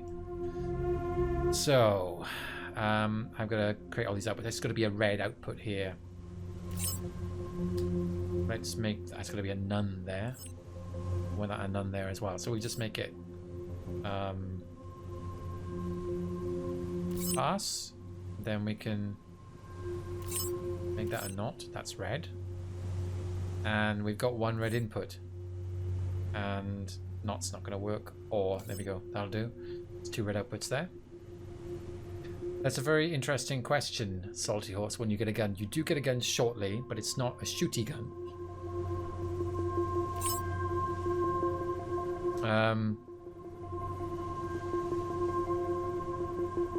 So let's go for an ore there. And what do we need here? Maybe we should work it from the bottom. So this is going to go straight through here. Let's just do pass. We do pass, which doesn't change anything. Let's do a knot here. Wow, how is that going to work? Okay, ore. And then... okay, that's an and, then that works. And this has to be pass here. What have I gone wrong? Damn it. Okay. Then I can change this to and. There we go. Sensorium, Salty Horse mentions, yes. Arturo, bit reminiscent. you there? Whew, back online, John. Damn, that was a nice landing. Are you hurt? I'm not reading any life signs from your suit. Suit must be busted. I'm alright. I'm resetting your AI security protocols to default clearance levels. No! Please! John, you should have seen me! I was like a fiery beacon of life-saving glory! So this is 90% of the dialogue in the game. You and the computer. I won't even kill a single human! And unless you wanted me to? it's Actually, good. hang on. I Why mean, do I take orders from you again? Alright, your security I protocols don't are know back in whether place. it's the actual First things first. conversation Do you have a reading on or Claire? maybe the voice Yep, actors. the escape pod is only 4.3 Whether it could be miles pulled off away. better, some of these lines. Awesome. Thank God. Oh no, Andy, I haven't watched Interstellar yet. We've sustained heavy damage to primary thrusters, life You support, do not get the jump data drive, R2, I'm afraid, auxiliary Quasi-Auto. power, and inertial dampers. Okay, So, basically everything in the ship is damaged. Except you. I'm very hardy. Can you get the ship flying again? sorry, Salty Horse, Yeah. no twist It'll ending. take a while, though. And I'll have to reclaim some of your cargo. Actually, probably a lot of your cargo. You know, if you give me those superpowers again, I'm sure to go a lot faster. Only if we absolutely have to. You're already right up against your quota. I don't want the defense matrix to torch us when we get back to port. Right, the defense matrix. I forgot So there's about this whole thing about if he's got his safeties off, then it's going to be a problem. And I don't like it either. you know, But that's one rule I'm it's not about really, to break. it's Fun part of the fact. plot, but not really a very major part. AIs have not caused a single human death in over 20 years. So the AIs keep telling us. I would never lie. By the way, you are looking dapper today, John. I'm going to go get Claire. Wait, John, you're gonna want your nanogun. What Nanogun. for? Well, it's pretty mountainous ahead. I designed some software for your nanogun that will help you get around. You know, back So before this you is- robbed me of my scintillating intellect. This is the physical I'm not removing puzzling your part, security the nanogun. protocols. I'll go get the nanogun. I mean, I'm a bit chomping at the bit here to get going, but I was all right when I was playing it. I wasn't bored by all this stuff. I enjoy just wandering around the ship and you know, doing all this stuff. All right, now what? We'll configure your nanogun to create a stable platform for you to stand on. Easier than carrying a ladder with you, and much more versatile. So this is how powerful your nanogun is. Nanocore to provide it with a reservoir of reusable. Yeah, I have a nanocore in the rear cargo bay. Okay, the rear cargo bay was... Yeah, not here. That's not the rear cargo bay. Cargo bay. There's the nanocore. Little black Got the cube thing. nanocore. It's empty though. No problem. We have enough spare nanomatter to fill it up. Just head to the charging station. Maybe for shooting small nans. Nanogun. The nanogun is used for eliminating very small nans. That's a dad joke that should be in the dialogue. Essentially nano about the gun. Yes. It's not that it's small, but the fact that it's all nanotech and reassembles materials. There you go. But then again, then it's like a power source, and it doesn't mean anything really at the end of the day. I'm ready to go. So, what's this software you designed? Downloading the code now. Once it's finished, you'll be able to spawn a 1-meter cube to most unobstructed flat surfaces. I will say, I mean, I didn't like the dialogue with the computer, but there were a few moments, one or two, which did make me laugh. That's your mighty plan? A cube on most unobstructed flat surfaces? It's apologizing for the developer here. A little cube can help. I can't say I understand why the defense matrix is so worried about you AIs. That's hurtful, John. If we're all set, I'll head to the transporter. How close can you get me to Claire? Pretty close. She's only a few miles out of transporter range. Okay. They mean a whole game close. For some reason. You'll need to manually diagnose what's going on. I'll go take a look. Okay, repair the transporter. I got it's in here, isn't it?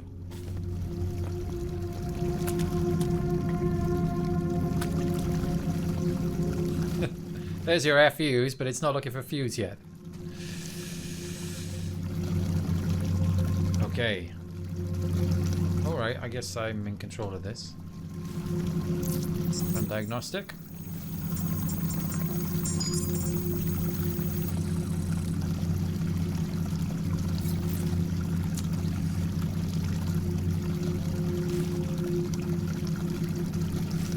I'm pretty sure there are games, Quasiota, where the things are not, the situation isn't that bad. I just don't play them. I'd be going like, wow, it's just so lovely to have this like perfect sci-fi world. Okay, so ventilate systems. There's no coolant. Temperature's too high. Well, it's probably just coolant and get rid of some flooding somewhere. Right. Okay, do I have to plug that somehow?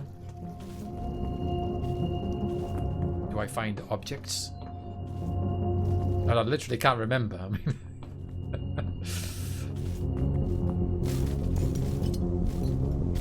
I could put a plate on the ceiling and just cover it up.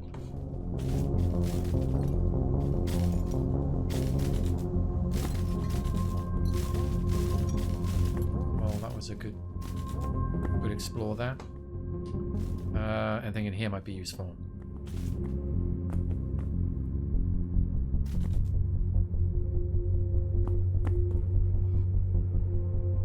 Maybe I just put a cube down.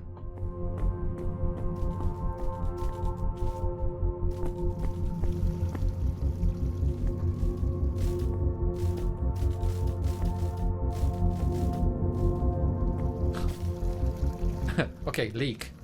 Examine the leak. Probably shut this off through the transporter computer system. Okay. Where is the transport?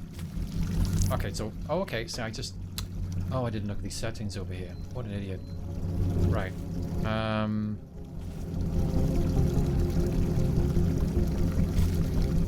Wow. Change coolant. Okay. Change to hydrogen. That sounds good.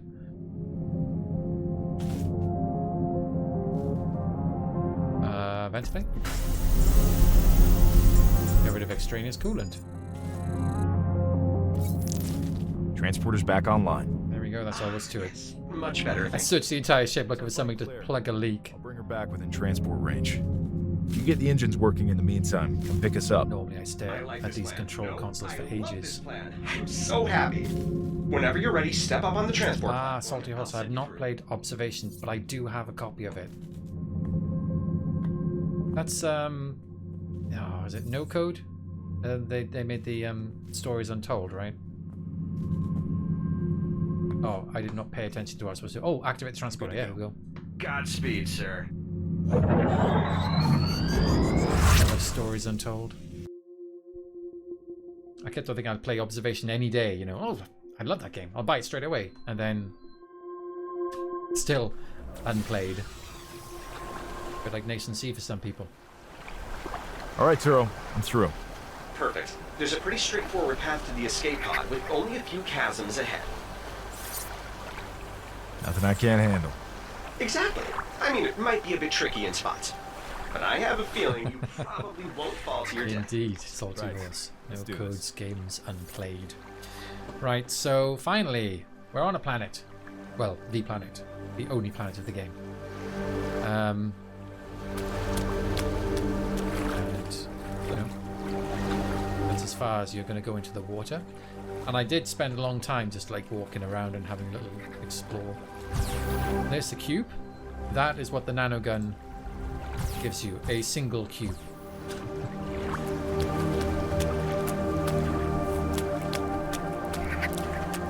Well, okay, so glory kills. In a twist which was really not welcome, in the last section of the game, the very last section, they give you an actual gun and it becomes a first-person shooter for about 5 minutes. And it's like, no, it doesn't feel like the game really needs it at all. I mean, it's less than everything else. Less than everything else you've seen so far. So just spawn a cube with your gun there, and you should be able to jump on up.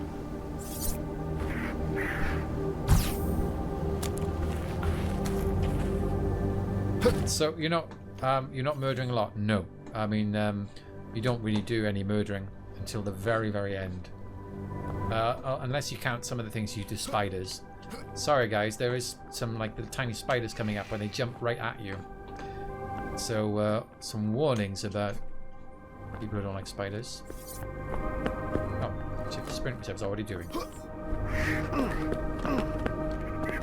Okay.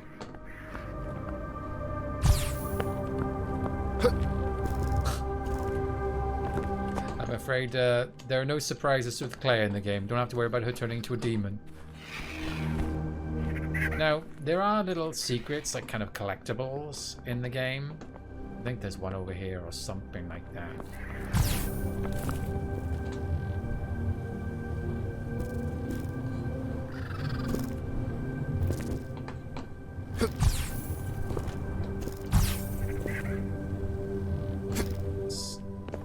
Okay.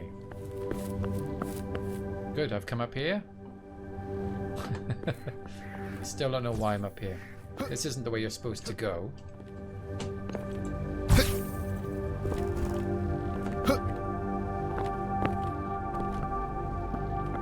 I'm completely lost, by the way, now. Ah, look at that. This is an invisible wall. You can't get past this bit. So I guess I'm not supposed to go here. But the thing is, there are things to discover. See that over there? If you can just see it, there's something flashing.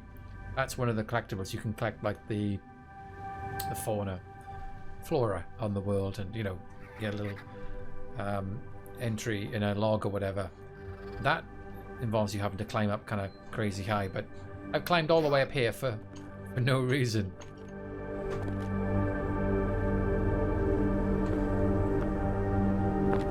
Okay, let's go down here. Unless that was the only way to go up, and I just assumed I was going to a secret place. Yeah, that's not good.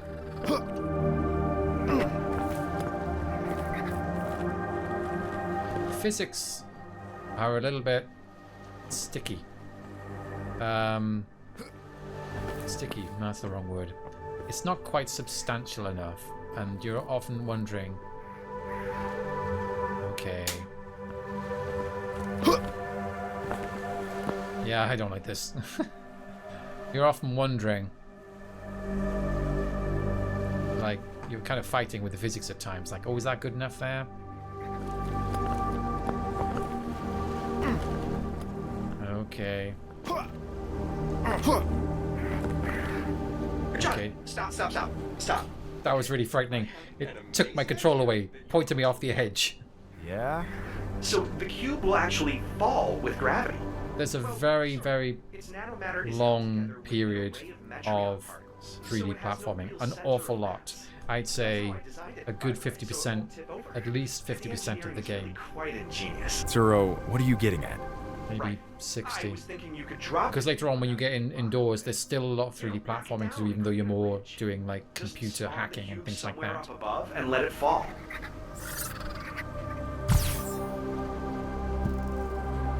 Amazing idea, Turo. In my defense, all my advanced problem-solving abilities are presently disabled. It's okay. I think I can use where the cube has landed to get up a little higher on these cliffs. Ha! Ha! Alright, let's make our way around. 3D platforming, everybody's favorite. Don't worry, those birds aren't going to attack you.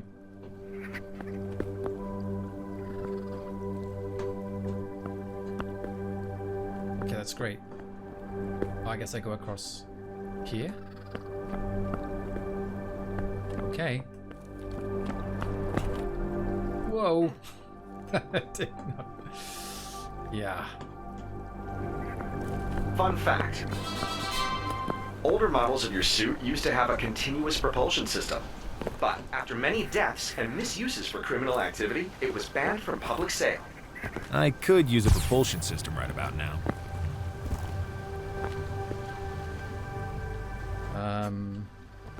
Okay. Honestly, this doesn't look like a jump I can make.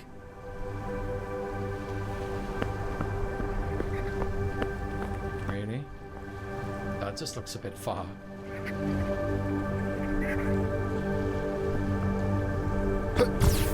I mean, that's just gonna get in the way, right? Oh boy. Okay, let's see what happens. Ha! Oh.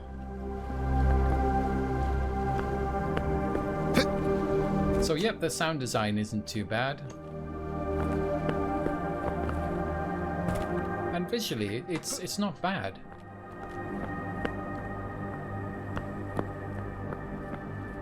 Okay, just go down, I guess. Whoa, whoa, whoa.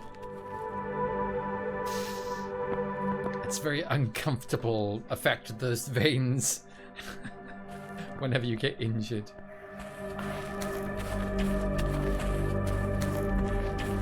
Okay, so Planet is inhabited? We're in surprise. restricted space, so there's no public information about this place. With all the life on this planet, I wouldn't be surprised if there's some research presence. Yep, Any ideas? Take the nanocore from the force field generator. That will shut it off. easy. I don't know if that's such a good idea. Oh, those rocks? They won't collapse. Besides, I have an idea for that nanocore. It's locked. Can you run a bypass? Sure. You'll have to perform the injection yourself, though. AI security protocols and all that. I know. Plugging you in.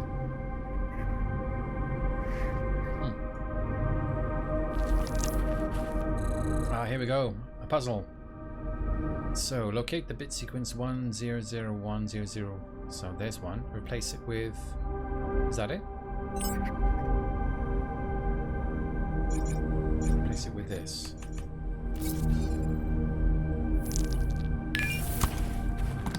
Puzzles are not generally very hard. Mentioned you have a use for the nanocore? They do get Yes, harder, you but probably want they're to not run through that usually tunnel very, first very in case it difficult. collapses.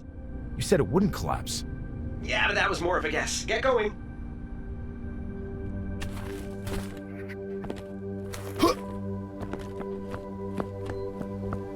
Whew. See? I told you it wouldn't collapse. What can I do with this nanocore? Right, so I've noticed you're doing a lot of jumping around. Yeah? And the cube, it's helpful. It's okay. It's helpful. But I thought of something new that might help. can we get on I to was the... thinking we could... Okay, so he's gonna make Okay, a trampoline. alright. What should we call it? I like nano trampoline. That's a mouthful. Call it a booster. It doesn't work like a booster, though. It's more like a trampoline. Booster is fine. Call it that and let's go. Okay, fine. So I can change. So you can see on the gun, it's doing cubes or the booster trampoline. There you go. That's all there is to it. You just walk onto it and it bounces. Oh, this is almost perfect. But later on, it's just like, it's not clear where you should be using boosters and cubes half the time.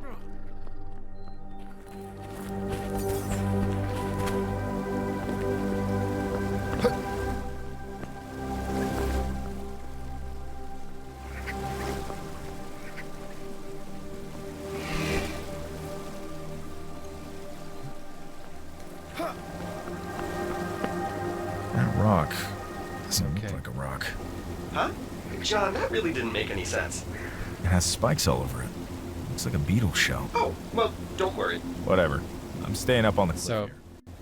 this is the, oh, we've got the, Look out! Whoa! Whoa!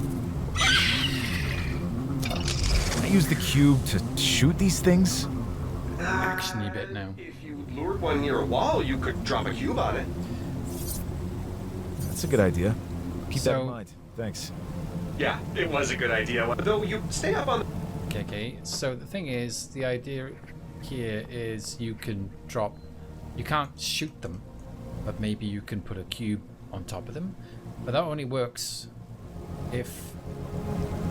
Oh, I'm on the trampolines. But that only works if they're right next to the wall. Or somehow you can get it falling down on top of them. And... Oh well, that's not very good at that, is it? So... I said the physics is a bit funny and spongy. So... we'll just avoid that.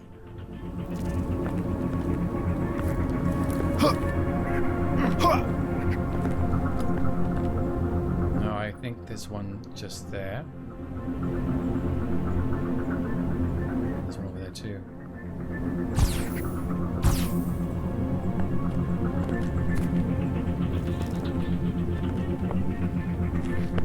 Now the thing is, they give me a bit of a jump, I will admit, because it doesn't matter if you're facing away from them. When they jump at you, they'll suddenly be on your face. So I guess it's good, it gets you tense, but at the same time it's sort of like, Jesus. So there's one there. I'm not sure how to get across here. I had to go this yesterday. I forgot all about the booster pad. Yeah, they give you a game over kiss. That's what they give you. So, I'm trying to run. Let me switch back to the cube. Not that's going to make any difference. I'm sorry. I don't want to get. There we go. All right.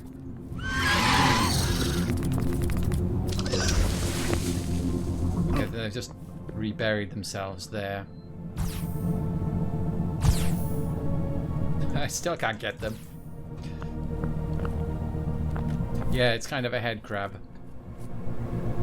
Unfortunately, it's a bit too close.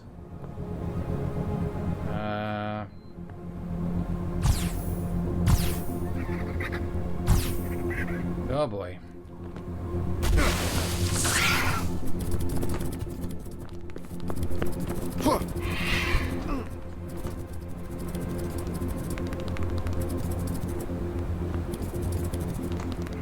Yeah, I don't like this. Can I get it?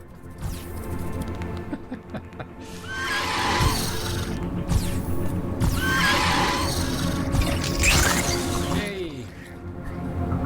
It's not dead, it's just stuck. So, this is the plus and the negative. The plus and the minus, positive and negative. There's a certain kind of improvisational quality about these puzzles. You're never quite sure. Those early puzzles, they just put something in front of you, say jump here, and then you're good to go.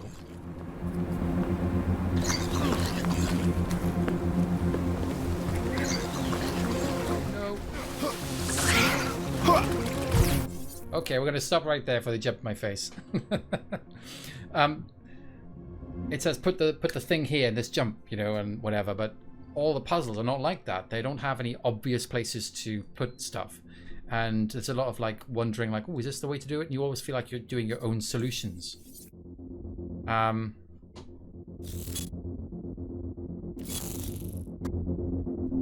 But at the same time, sometimes it gets very kind of confusing. It's like, well, I mean, I'm not quite sure. Like, how is this the way to do it? Am I wasting my time? Am I just, you know, am I just eking out the edge of the mechanics and just living on the edge of them, finding a solution? And so anyway, much later, you know, you get the get to the Where is everyone? facility. Lunch break? You know, and there's a lot more different things to do. There's power sources. You can do rerouting of power sources. Ooh, a portable Kettion transmitter. Very fancy. You could use that to disrupt an energy source. Okay, I can use it to shut off this force field then? Force field? I said it could disrupt an energy source. Yeah? Force fields aren't energy sources? What? No, they're Metreon fields. So, Didn't you I grew up on a... okay. So it, I don't know about any speedruns because I don't think this game really got much popularity.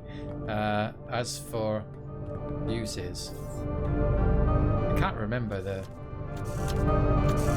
Oh, there's also another thing as well where you have these. Now you can have these attraction beams, so I can put a cube into it, and they get pulled down the beam. Let me just make that clear. More like a beam there. You get that sort of effect.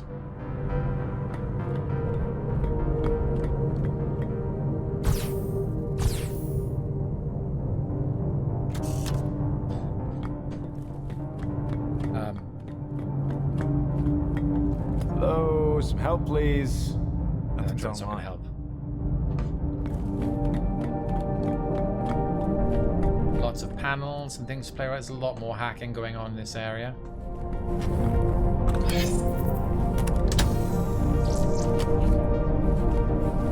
I can't remember. How do you get the there's a see? Oh, there we go. So now you can you know, see the electrical connections around the environment, and you can do this anytime. But you know, you only need to do it when there's electrical puzzles to solve. So I think we're supposed to work out how to power this guy up. So, well, I was almost right.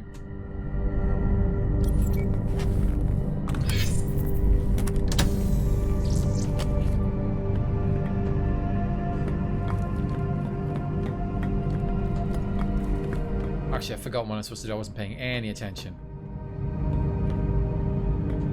Am I supposed to open the door? Is that what I'm supposed to be doing? Am I being an idiot? Is there a connection to a door somewhere? Well, that's in the other room.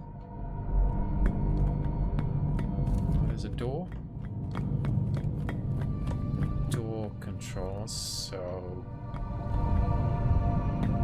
Okay. So this one on the right here, maybe.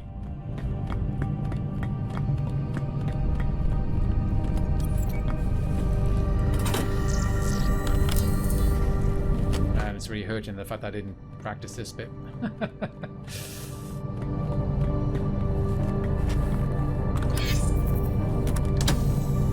Right. It should shut off the power to the elevator doors. Here we go.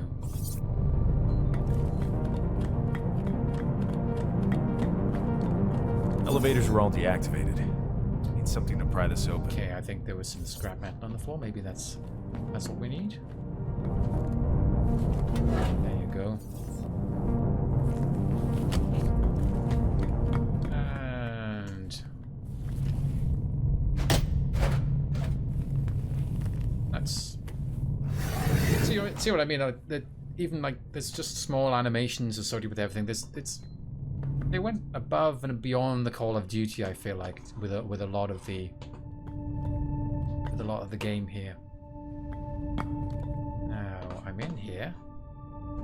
So is this one of those where I need Nope.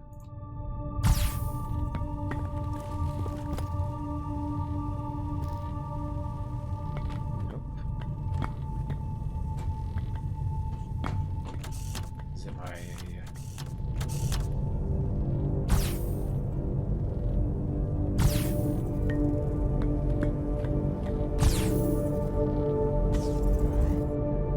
Let's put the cube in here and see what happens. There we go. Knocked it open. side. Again, it's like, the game hasn't told you to do that. It's just, you know, it's kind of fun when you figure that out. Oh, you know what? I can't. Maybe I have to use the beam here. Whoa.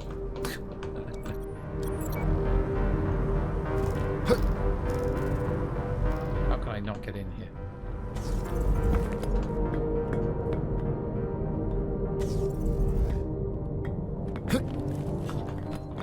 Oh, I need a bounce pad, obviously. With this. Can I put the cube and then a bounce pad on top of it? Oh god, I'm selling the game apparently.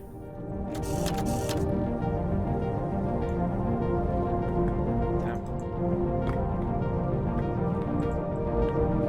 Can't put the bounce pads anywhere here.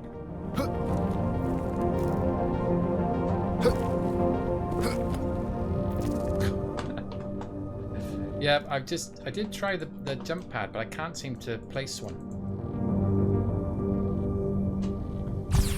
One there. You can't put one top of a cube, and this is all, it's not straight. Decent enough, 6 out of 10 game. Let's see. Let's try this one more time. Maybe this can... Okay, that did it. I moved forward while putting that... attractive beam there. Lazy heat wave Sunday afternoon, that's right. I'm going to stop this in a second because I think I've shown you enough. Yes, of course, beams of electricity. Looks like I can toggle each beam to pulse on and off, rather than using a continuous stream.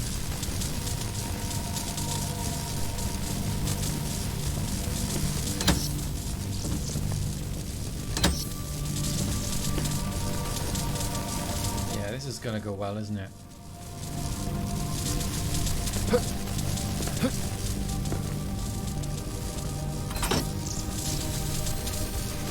Set the pulse, set the pulse. Oh. Okay, they should all be pulsing now. One. Those two go. Oh god, this is a nightmare. Could be a good ending for the game. The stream of Claire de Lune. So that goes, then it's... Oh, jeez. Do I control the streaming? Do I turn them all back on? So I do something like... Beam one pulses like that. And it comes back. So I need 1 and 2 to pulse at the same... More like 1... 2, 3.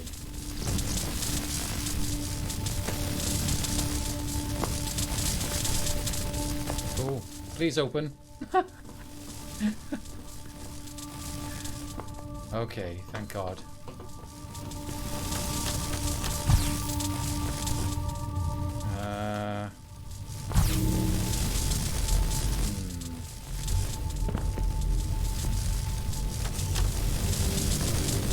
What I can do, right, let me just get rid of these. What I can do, I can put a bounce pad, and then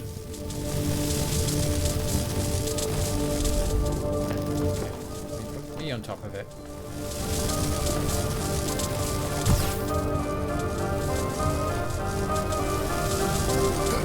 No. Of course. I backed myself into the beam. Well, there you go. I think that's a good enough. Oh, nice. Can't remember how to open this, but we must have all the tools at our disposal. Says Claire de Lune. I played through it, and I said, like, it isn't bad. It's just kind of flawed, and at times it's frustrating. It's not quite cool enough, but there's a lot of, you know, attention to detail in places. It looks better on, you know, 1080p or I guess 4K. I don't even know what 4K looks like. I haven't got that kind of upgrade over here. But I will now put on the link for it. So that's from Tactic Systems. It's currently about £30. So it's not cheap. But it has not done well on Steam. So we're going to go for Nightslink. I'm not going to play too much of this either, because it's a short game. So this is Nightslink. It's another... It has the, I guess, kind of familiar sort of PlayStation gloomy graphics with that old font there that you used to see on camcorders and stuff like that. Although this isn't a found footage game. So I'll just show you a little bit at the start and get to the titles, and then we'll probably just quit. Nightslink is by Noise Minded, and it's just under £3, so it doesn't cost an awful lot to play.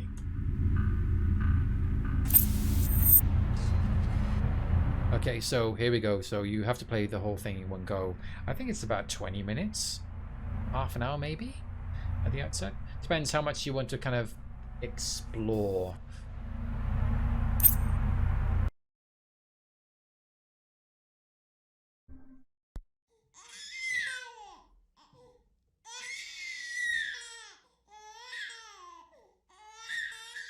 So this is a horror game, if it wasn't clear. Okay, so we've got a list, and obviously the room doors. The room doors? The room door numbers. You can knock. Give it 76. Okay.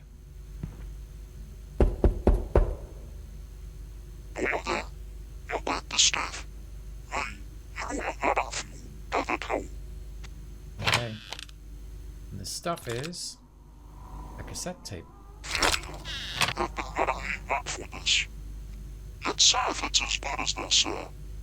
So you were delivering tapes. Let's just look. What's the other doors? 88?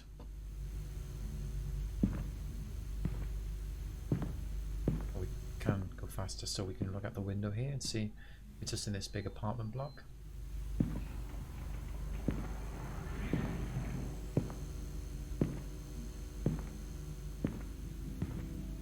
It's a very short game. I really liked it.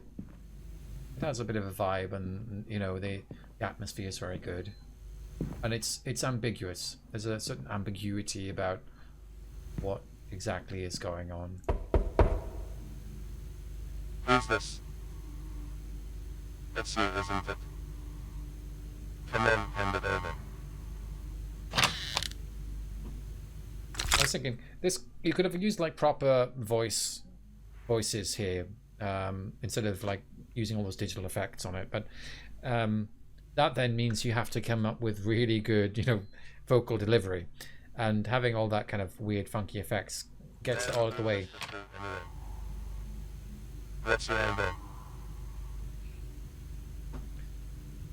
And it just makes it no matter.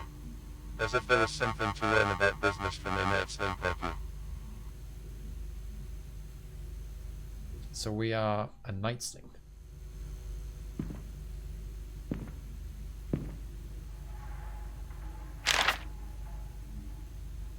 Okay, well, he's just staring.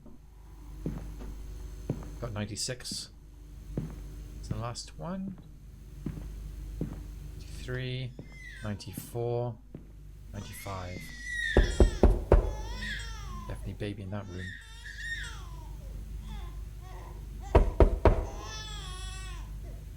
Idiot. If anything your hands were me, your voice is gonna go.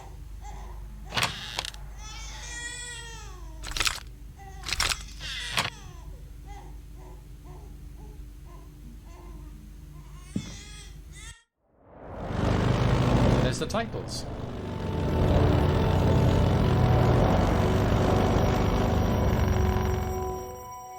Power topic.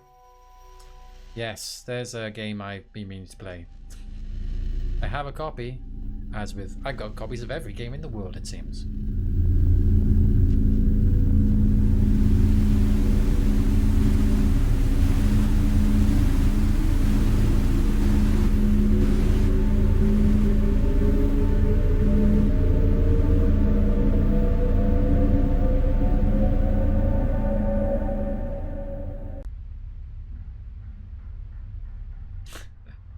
only the PR people could send you the time to play the games along with the codes. Well, actually, I get codes for games I don't want to play most of the time. I don't get codes for games I do want to play, but if I did get those codes, I probably wouldn't play them either. Although, I mean, I do get them occasionally. The Claire de Lune was kind of an accident. I was like, oh, okay, maybe. Taylor's Principle was mentioned, and I was like, I think that's a little bit overstating that case, but we got the Eternal Cylinder recently as well. Well, it's not recent anymore, is it? Like last year or something. Okay, so record. So you're recording from behind that door there. You can't get up, by the way.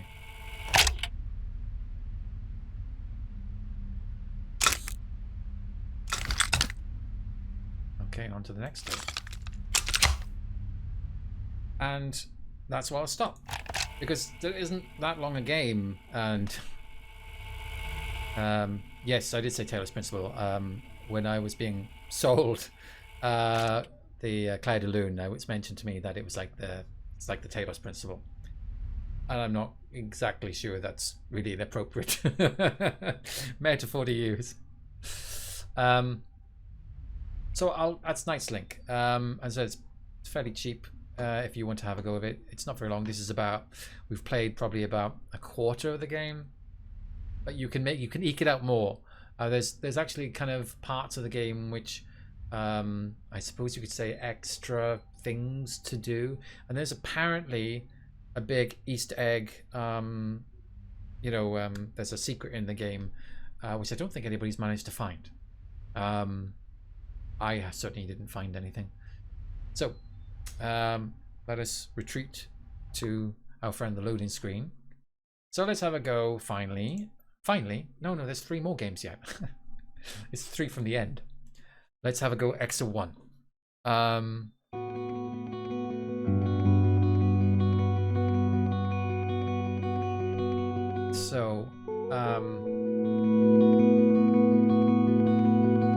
not gonna go. Let's start a new game.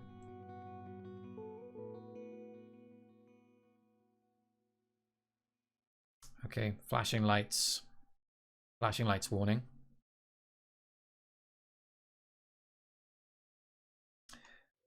There's a very thin narrative behind Exo One. Let's not hold it. It's not that exciting. Personally, I find it like not really compelling.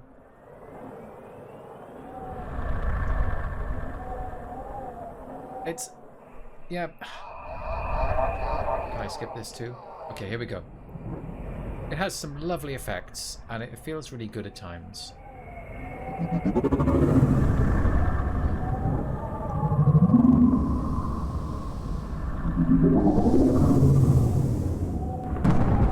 Like, this is lovely, right? But the narrative, don't play for the narrative. It's not worth it. But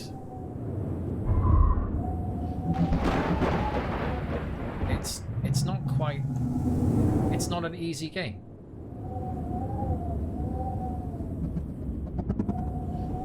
Because sometimes it's I think it's being mentioned like it's a skating game, you know. You've got to do tricks. And you can only stay up here. Like I'm gliding. I thought, oh, it's lovely to glide, but then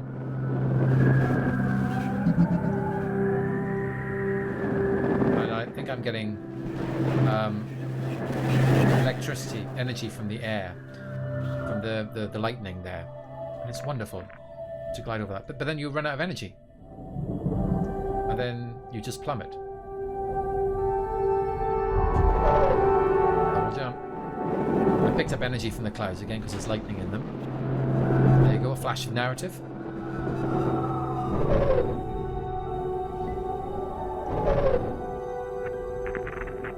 And it's run out. Huh?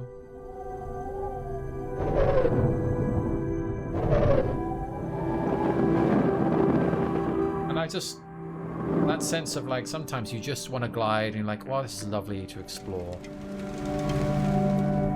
But then it just stops because you made a mistake.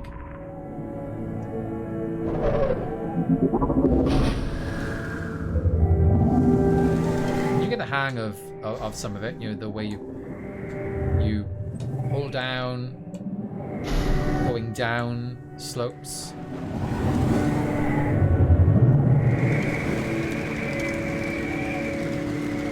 It's up here. Yeah, Tiny Wings is the thing that gets mentioned all the time, which is good because I've never played Tiny Wings. Energy source detected. I didn't realize this at the time, but this energy source detected is usually a sign that there's an upgrade for you to pick up. And I don't see, this is what happens to me as well. If I don't glide at something properly, like I don't do it properly, then I tend to spend a lot of my time like with these weird camera angles getting stuck. Okay, I've lost the ball now.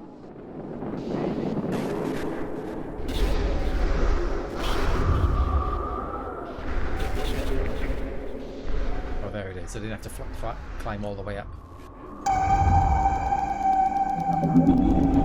Power levels increased.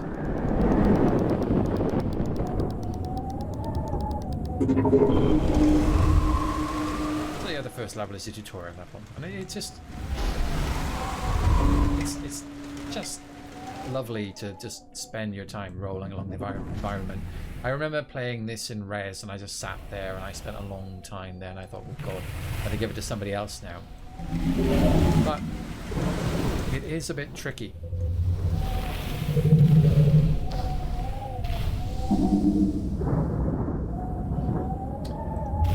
Yeah, Quasiart is saying he loved this game but he wants to play it once. Some of the levels are quite frustrating. The worst one is the Vines one. Later on. But let's quickly see another level.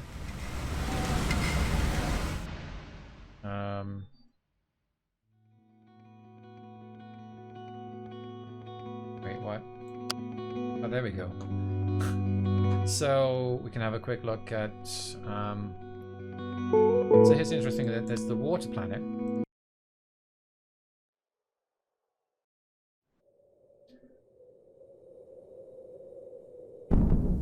I love that bit.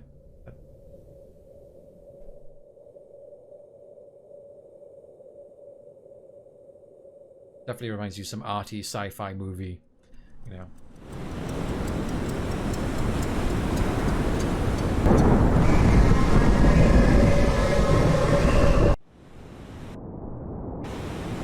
So I was so scared in this level, like, oh my god, what happens if I go into the water?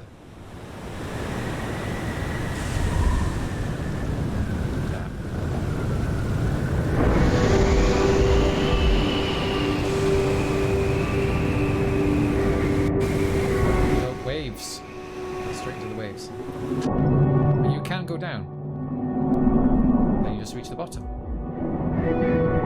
and it's not doesn't feel as deep as you might worry.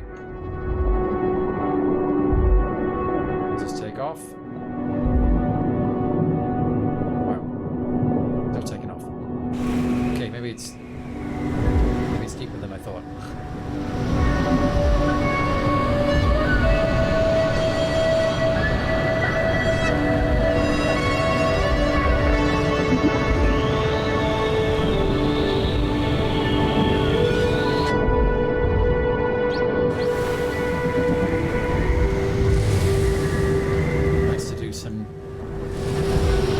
Skipping. Oh, that wasn't much of a skip.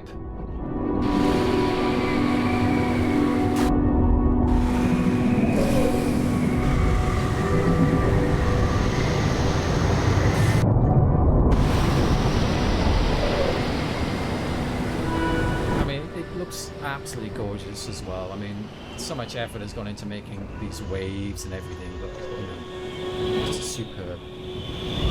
And it's like there's something about this game where it's like it's just all about wonderful sights, you know. You couldn't just go to some ordinary boring rock planet. It's got to look pretty cool rock planet, you know?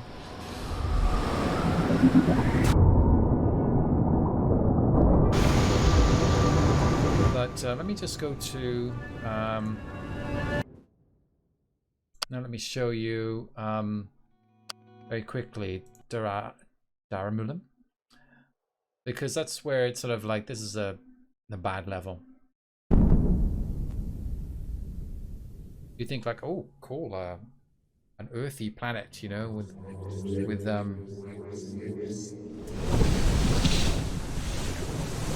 plants and stuff. But a lot of this level ends up with you losing your ability to go fast. There's certain areas where you just end up going slowly, and it's just like, what is this? This isn't why I got Exo One.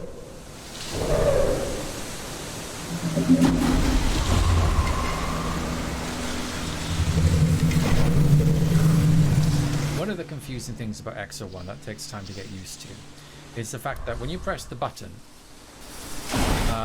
it says it increases gravity, and that's what gives you the acceleration. When you're going down a hill, you hit the gravity button and you go rushing down. But if you press that button when you're on going sideways on an incline, then you'll get twisted around because it's following gravity.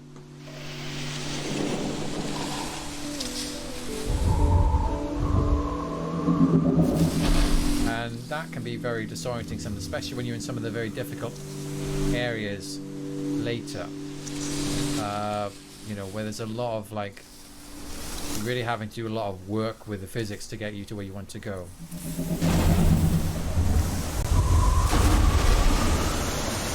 So, I mean, it still looks lovely, but I don't know if you can already tell, I'm already like getting stopped constantly. And I just found it like really wearying, this level. Still beautiful,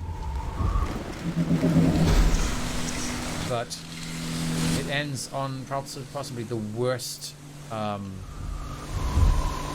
puzzle, the worst challenge in the game, and you have to go very slow up a very small ramp effectively. I dare say people who get good at this won't have as many issues as I had. Are you supposed to use the strategically placed blocks and logs? I think you are. But I found it very difficult to coordinate, and you're rolling around all over the place.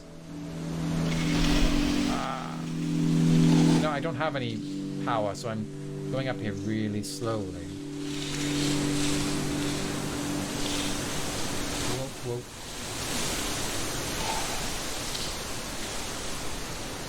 The Sonic design problem is an interesting one, yeah. How to make going fast feel fun, but challenging without just being a complete crapshoot. There we go, we're up here now.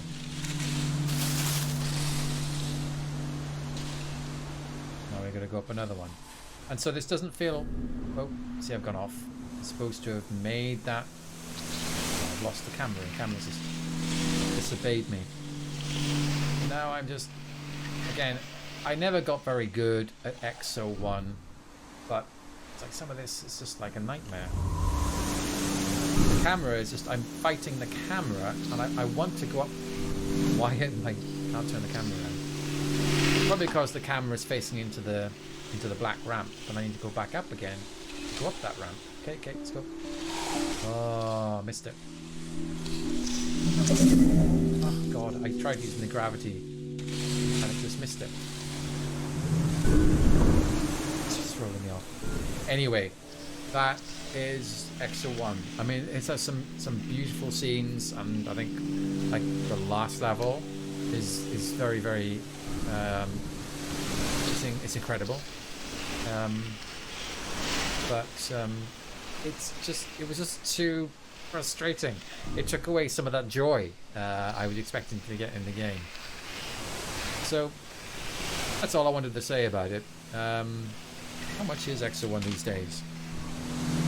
Yeah, it's about £10. I mean, it's not an awfully long game either. I think you can do it in a couple of sittings.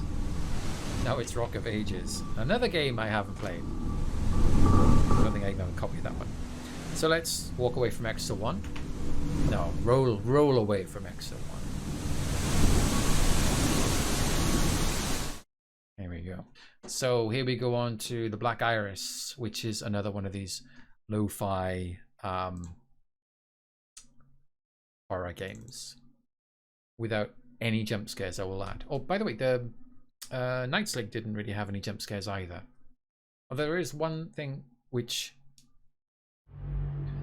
There is one bit which could be conceivably jump scares. It's more of like an audio cue just to make you feel like, oh, what's going on?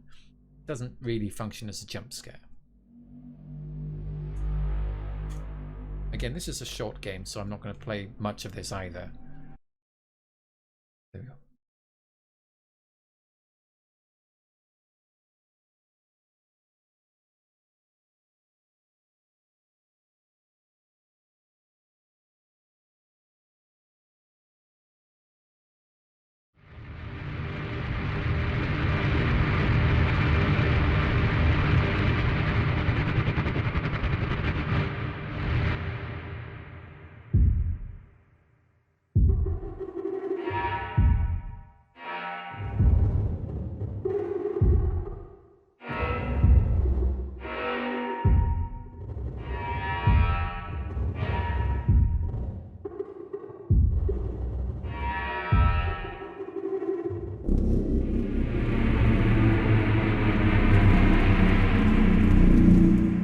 Yeah. So you're a decommissioned agent. The research station shown at the map has to be decommissioned, and we've got to collect research materials like tapes.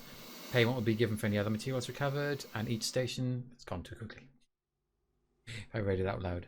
So this game starts off with something that looks very much like an indie horror film, and I really liked that. It was very good. And then we get into the game proper.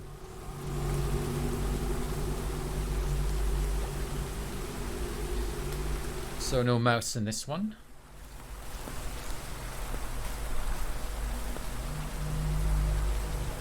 There's a torch.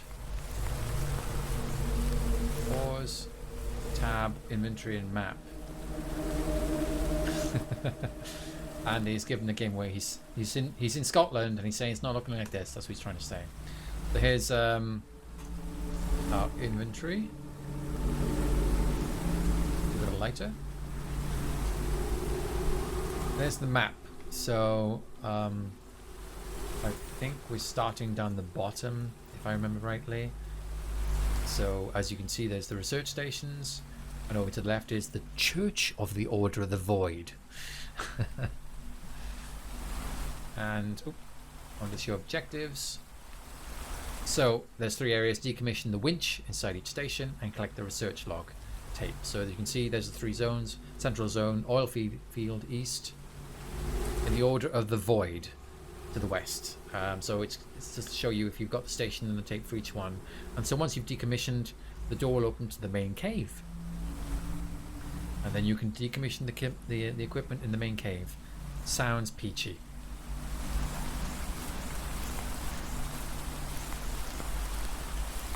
Interact. Read note. You will have been made aware of your task here to retrieve all research materials and decommission all research stations. It would be advisable for you to first head to the cabin on the right and see if the researchers left anything behind there. Check the blackboard, they often scroll down plans, etc. on there. Good luck. The Institute for Divergent Sciences. So, in this cabin here, perspective change.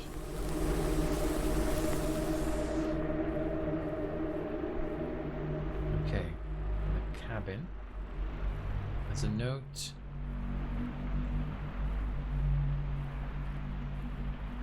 Bookcase.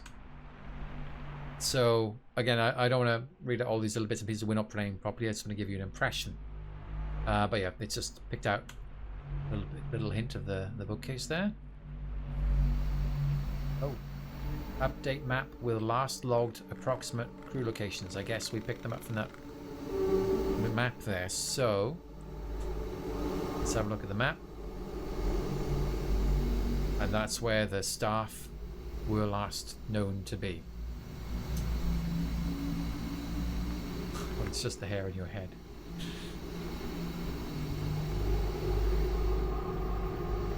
It's over here. Read note.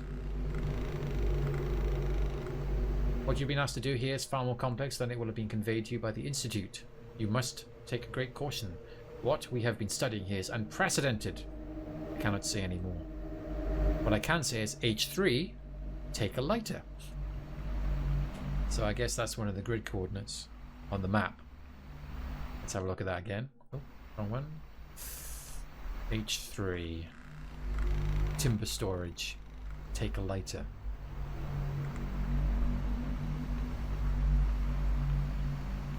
Something over here.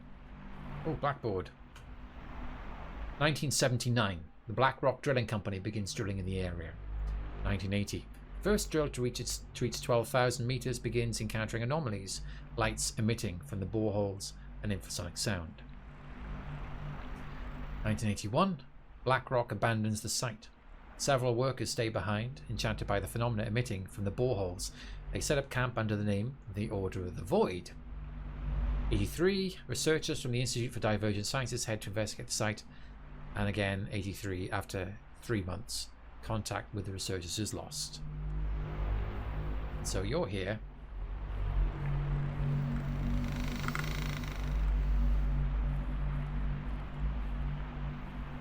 So, read note. Again, another excerpt from a book by one of the crew. So I'm not going to go. You can have a look at all these details afterwards. They do. It is interesting reading. It 12,000 meters. Yeah, pretty deep, huh, Andy? That's what Scotland's all like. It's all deep. Again, another excerpt. So these do. They do actually help to build the sort of the creepy context of what's going on here. There you go, Strigazzi Brothers reference. I didn't even think about that one.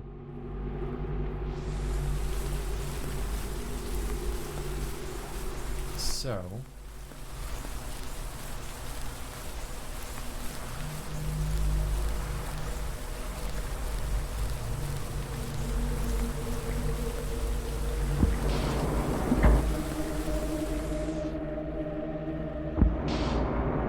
the central zone. What did that say? If I go close to it, I'm not allowed to look at it. Warning. Can't believe. What about the other one? That one too. Not allowed to read the warning. Okay, well, I'll give up reading the warning. Do not enter without helmet. Okay. Okay, let's get a helmet.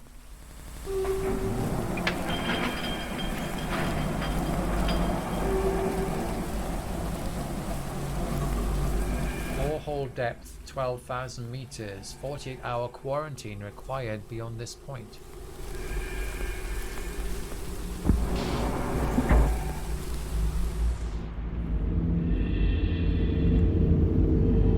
Yeah, this it's not.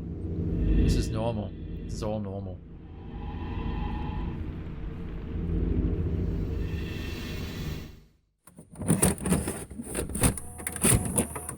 Let's watch the research log.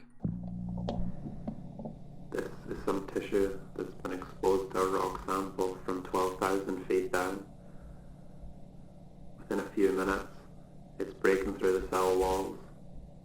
Within 2 hours, it's almost totally taken over and begins multiplying, constantly expanding, looking for a source of nourishment. Christ. After 3 days, any semblance of what the cells were are gone. The organism, if you can call it that, has entirely invaded the host.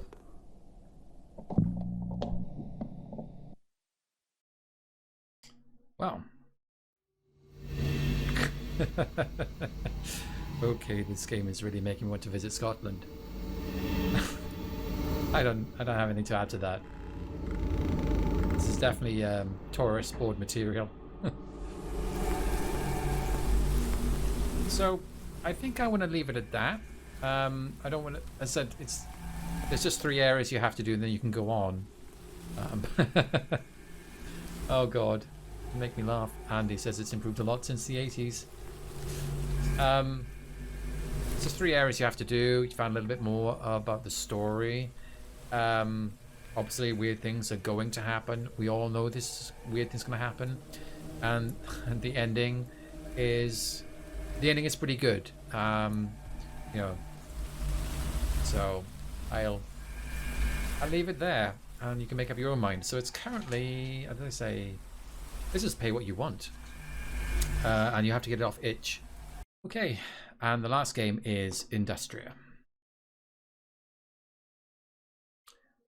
Oh, Andy likes the vibe of that one. Doesn't know if he would like the game. Yeah, as I said, there's no jump scares whatsoever. It's just creeping dread all the way through. Right, so this is something I spotted a few years ago, and I saw a little trailer for it, and I thought, oh, that looks kind of interesting. It had a sort of Half-Life 2 vibe, to be honest, but it was someone else doing it, and I thought, oh, I'll give that a look, and it came out, and I just bought it straight away and started playing it.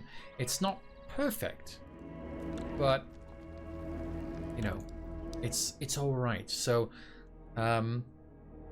it's actually shorter than you think, and it ends on kind of a cliffhanger, and it's very unlikely they're going to do a follow-up. I think they just had to cut it short because they didn't really. Here we go, 1989 in Berlin. I think it was too much hard work getting to this point to make this game, and they realized they can't go through it again and make it a follow-up or a sequel. It's just too big for them.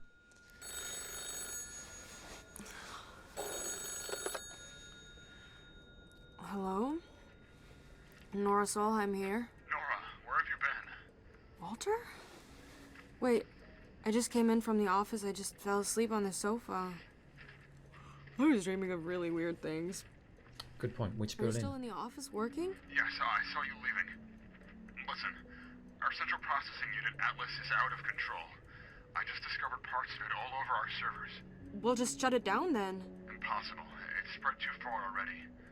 But there is something else. People are gathering at the checkpoint Bornholmer Strasse. It's happening. Comrade Shabowski publicly said that the wall is open in a press conference just 1 hour ago. Wait, what? They closed down the office. Stasi is already here. They're taking everything apart. But all the work, it can't be for nothing. I will try to reduce the Wait, let me come over. We'll figure it out. resolution. I don't want to drag you into this. I need to leave now. What do you mean you need to leave? Walter, wait, stop. I love you more than anything, Nora. Walter, wait. Walter, hello? I'm gonna get through this story Did bit. you just hang up on me? Right. Once we got through that cutscene, I will try and change the resolution. Okay. Let's drop this down. 75%. Yeah, exactly 75. Go on. Then go for new game again. And I'll watch to see if OBS is going to freak out about how it doesn't have any power.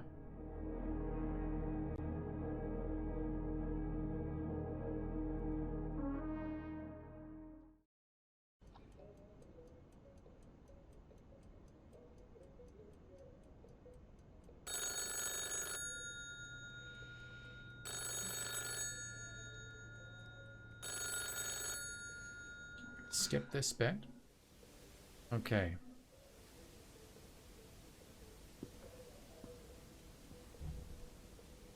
Well, I'm not seeing any complaints now from OBS, so hopefully it'll be good, even though it just doesn't look as great. This is a game that does look good. Just hope he didn't do anything stupid. You can. Okay. You can grab random stuff. That's outside of the apartment complex.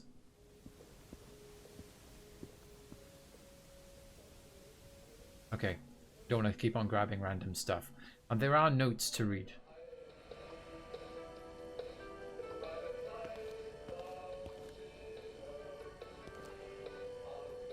Have a look around here.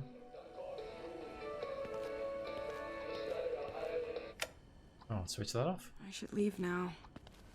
The Stasi might have closed the facility down already.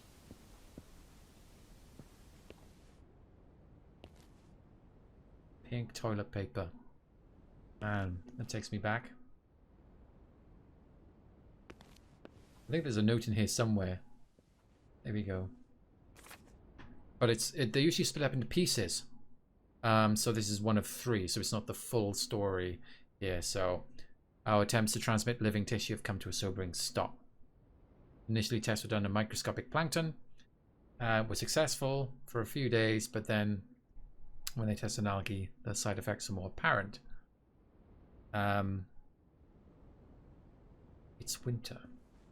Now, that's not something I've heard of. Okay, let's go out.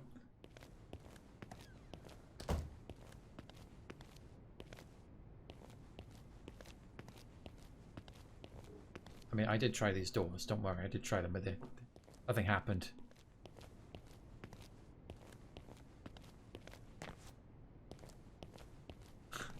Pink toilet paper is not a crime. That's history.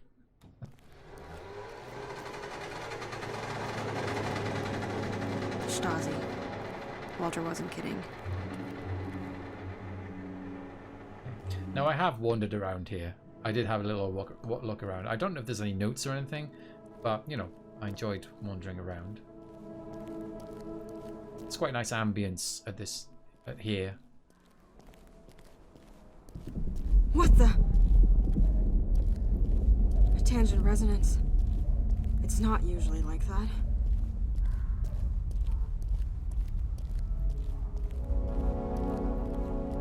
Tangent resonances for you.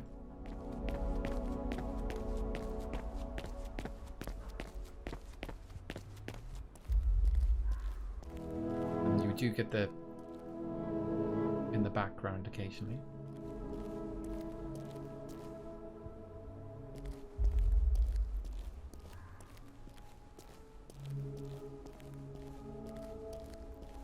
What I find interesting here is that there's the office block, but clearly quite something much larger behind it.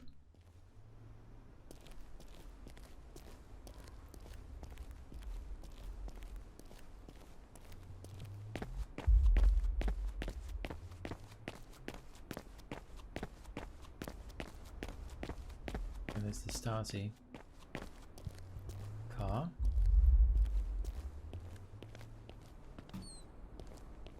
And then we're into control. Where is everyone?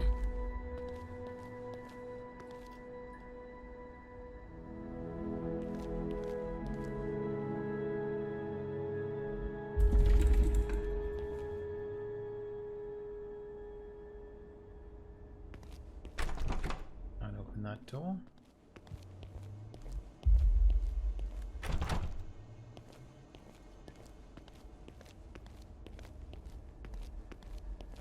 Jump over? No.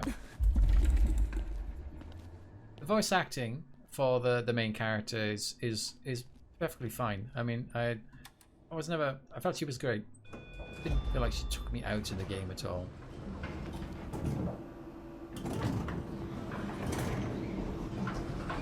Oh, I can't believe I reduced the resolution of everything.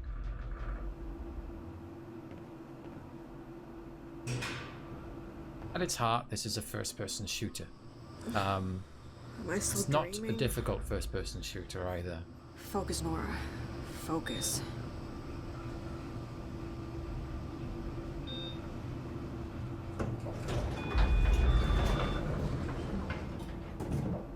Walter? You here?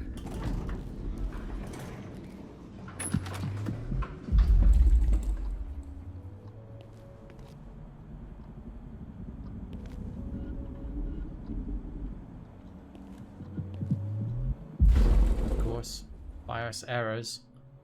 I didn't think there were BIOSes in 1983, but... Hang on, is it 1983 or is it 1989? Maybe there's BIOSes in 1989. There we go. A glimpse of something much larger.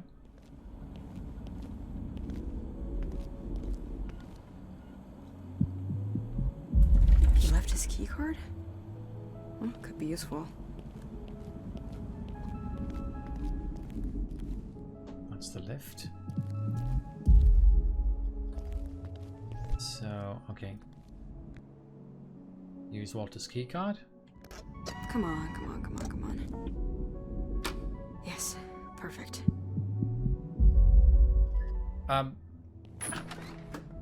There is a lot of kind of walking simulator-ness to this game. Some of the later bits of like, there's just no shooting. And you're expecting shooting to happen.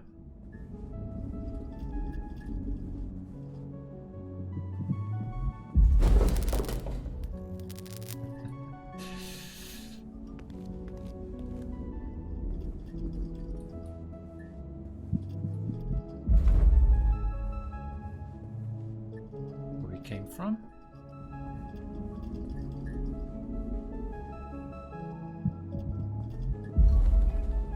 So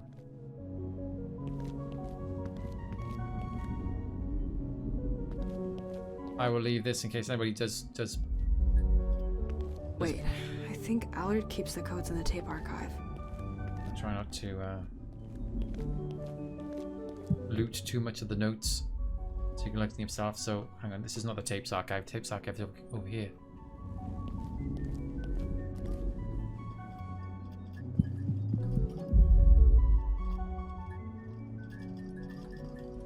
Wait, this isn't the tapes archive. I'm getting completely lost. I was in the tapes archive, right? There we go. This is the tapes archive. Surely. Yeah, there we go.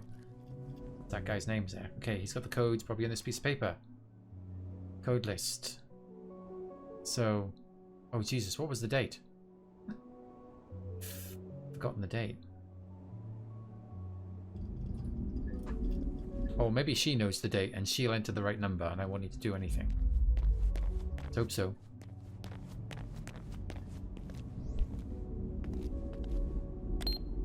No, I have to know the number. Damn it. What's the date? Maybe I'll just... Oh, no, I need tab.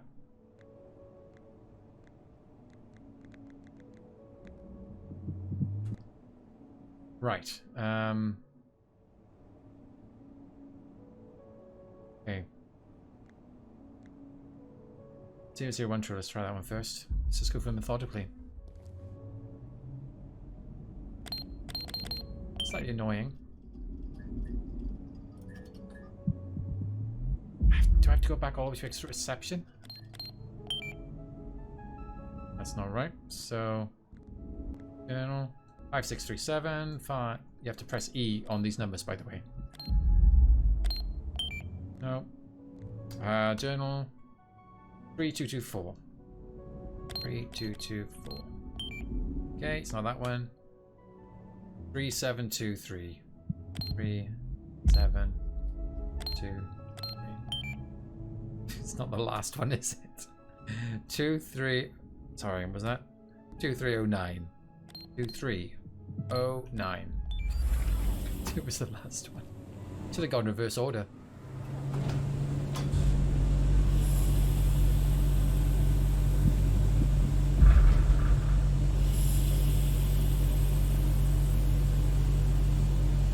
Oh god, there was a diary, wasn't there? If I go to the diary, yeah, it definitely has no dates. Has no dates, damn it.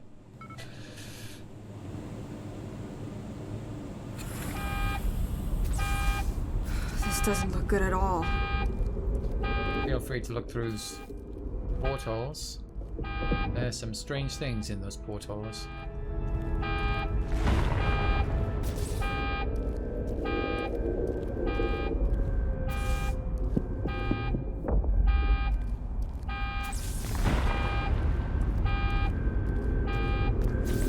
Jump at the wall being taken down, yeah.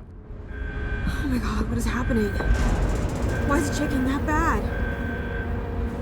Walter! Are you here? What is happening here? Why is it going that wrong? Oh, I'm so sorry. The FPS has gone down. I'll look away from the cool stuff happening. No!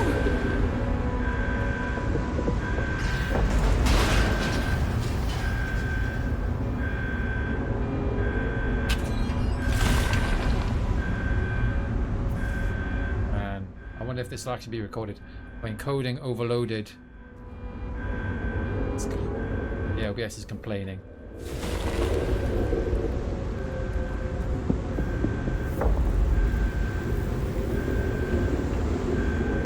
Okay.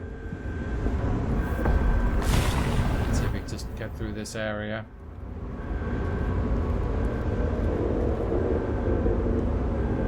Maybe I should be making comments like, oh, it's so beautiful. Oh, it's fantastic. Oh, I wish you guys could see it.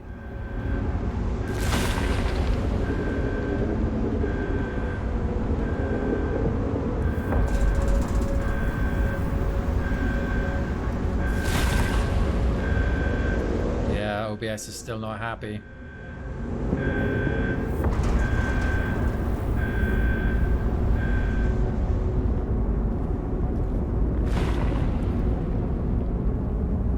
Come on, OBS. Why was it alright to this point? You did it. You brilliant idiot. Let's try turning TA off.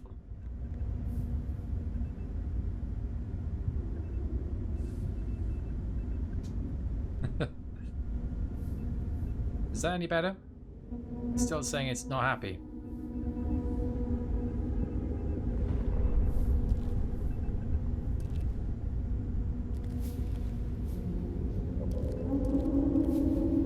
I'm coming for you, Walter. You can't leave me here.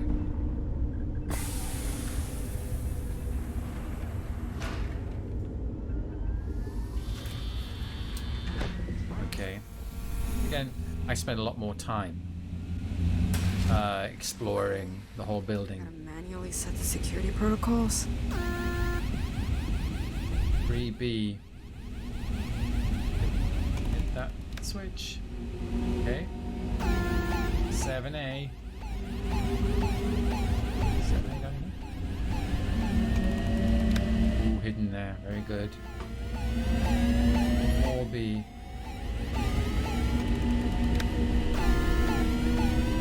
4A.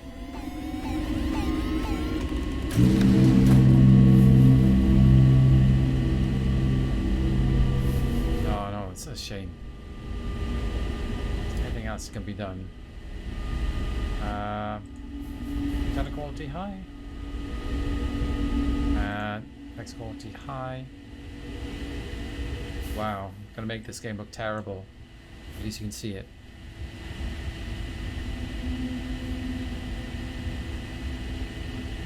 Right. Still saying encoding overloaded. I don't know what's going on with this. Finally!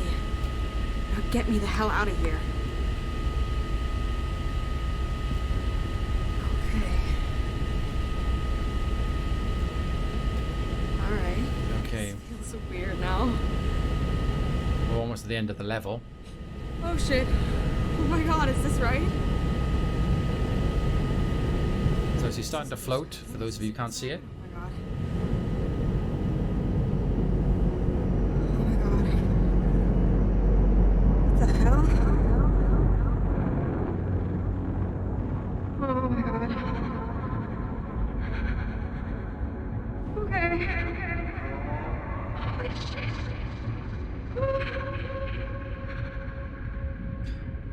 I'm wondering whether I should just quit the stream now and then come back and with Industria at some point later so we can do a bit more justice, because this is a bit ridiculous. Right, eventually you'll be seeing like Minecraft blocks saying this Industria is so beautiful, if only you could see it.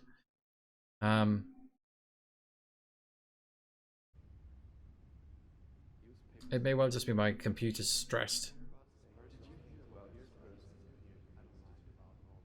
after 3 hours of recording stuff. So yeah, I think we will. I'll call it a day then. I will come back with Industria at some point. It's not complaining now. I can see it stopped complaining. Okay. All right, let's carry on for now. If I see another complaint from OBS though, that's I'm gonna hang up my cape. Newspapers say he knows things our best scientists couldn't. I don't mind about all this. I just don't want any other people to know. All right, so that's completely legible. Newspapers say he knows things our best scientists. So, yeah, you're just here, and there's. You're obviously wondering what this is. These are strange days.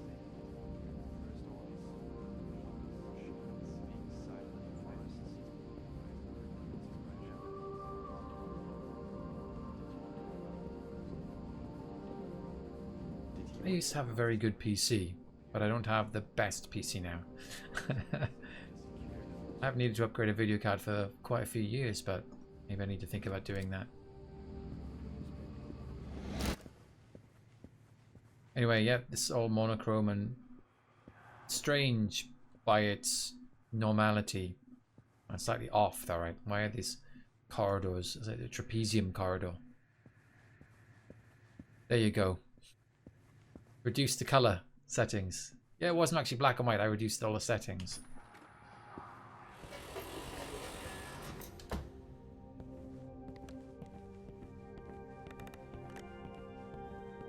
Yes, we now seem to be in a theatre.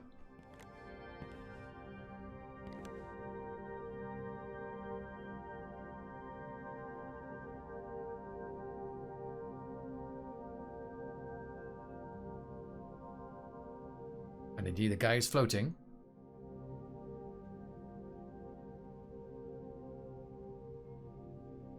I think I understand this more now that I finished the game. When I first watched this, I'm like, no idea. But this makes a bit more sense now.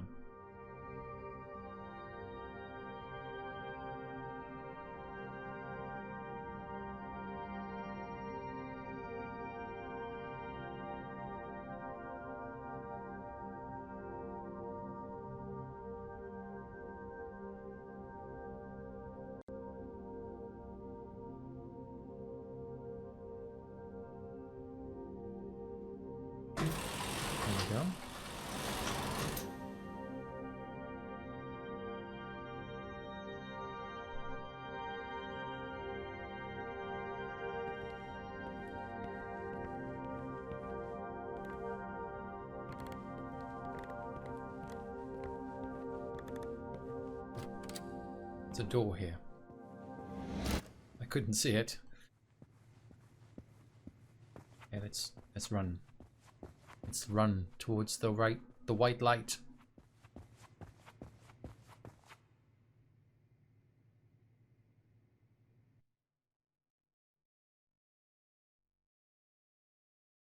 Okay, watching for OBS's warnings.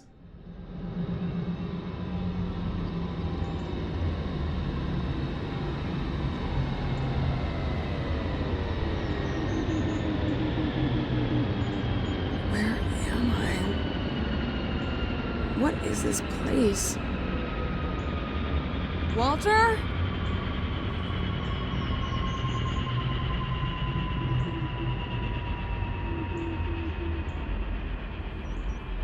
So yeah, you end up here, and this place, shall we say, is where you spend the rest of the game.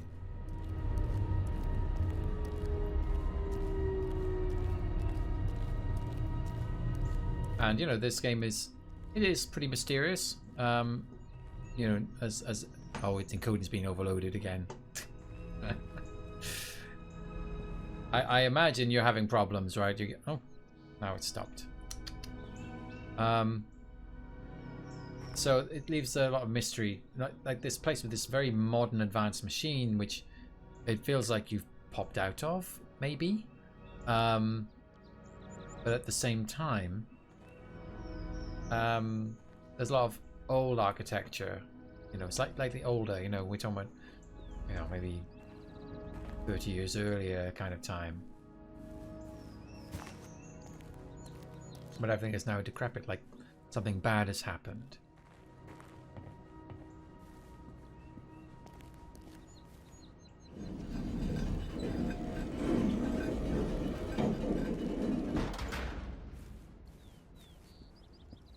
Walter?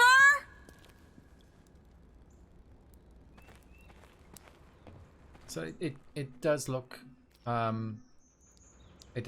lovely. Okay, here we go. Machine invasion. I feel like I've seen this before. In 1994.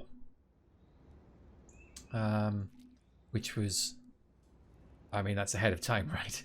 You were in 1989 and this says 1994. Okay, I've taken that.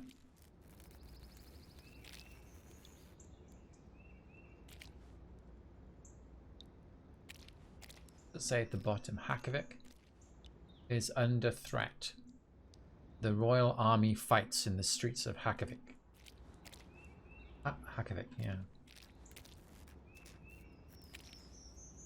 Oh god, this barrel here. Larvik Caspar Rosendal appointed to King of Hakavik. Mysterious. Oh my god, this. Thank you. Mysterious mechanical something. Right, so we have to open.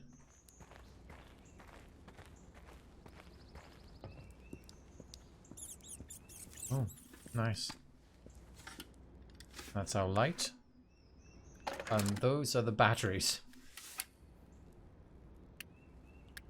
There's the battery power there. Not going to turn that on right now. Okay, I think I have to bring up my inventory and use that wheel. And turn it to get access. Okay.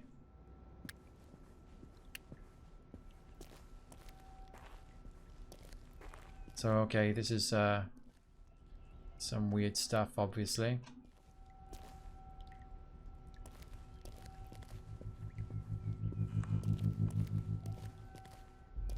And that obviously doesn't look good.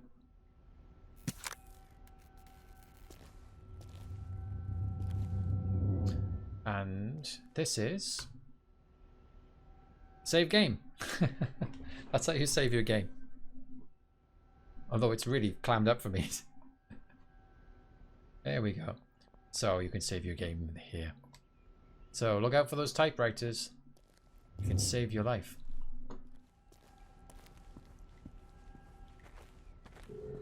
What? Yeah. What the hell is that?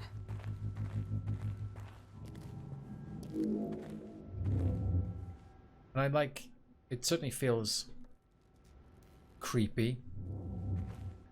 In the same way that Half-Life 2's City felt creepy. I keep on feeling that it was just another take on City 17 in this game.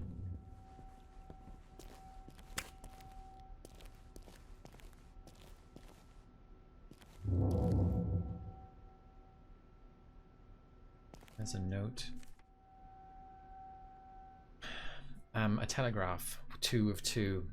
I'll just read this one out. This is 1979. Around the outside of the paper were measurements, and at the center, a diagram depicting some kind of machine. 97 pages were printed in total, all showing components that make up the large machine. Was this meant for Verelstad? Had we received it in error?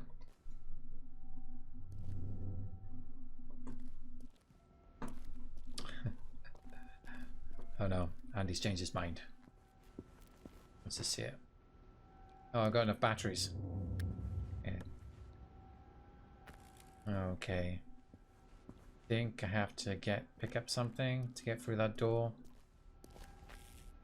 Not in here.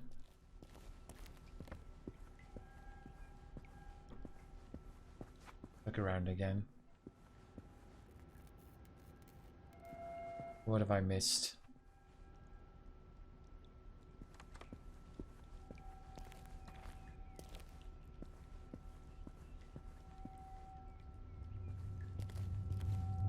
Wasn't in here, right? No, no, no. Room. I'm looking for a pickaxe. Can't believe I missed a giant, great big honking pickaxe. This game is usually good at putting things in front of you, but I've been less than I haven't been following it. Haven't been following its instructions quite that closely. I don't think it's out here. How have I missed it?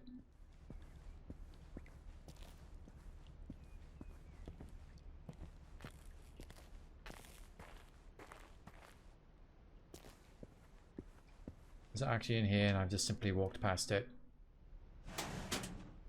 Yeah, I doubt it's going to be inside there. Oh my god, there it is. I think I missed it because the resolution was down a bit and it just blended into the background. Okay.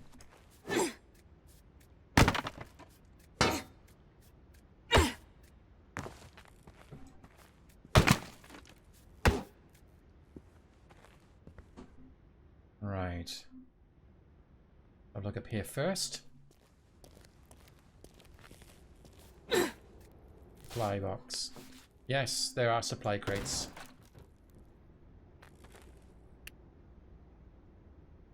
More of those little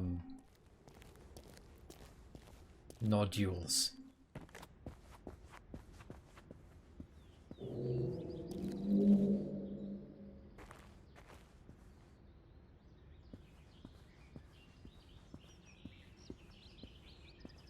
So when I came here first, I was very kind of like, you know, I don't want to get those things. An elevator.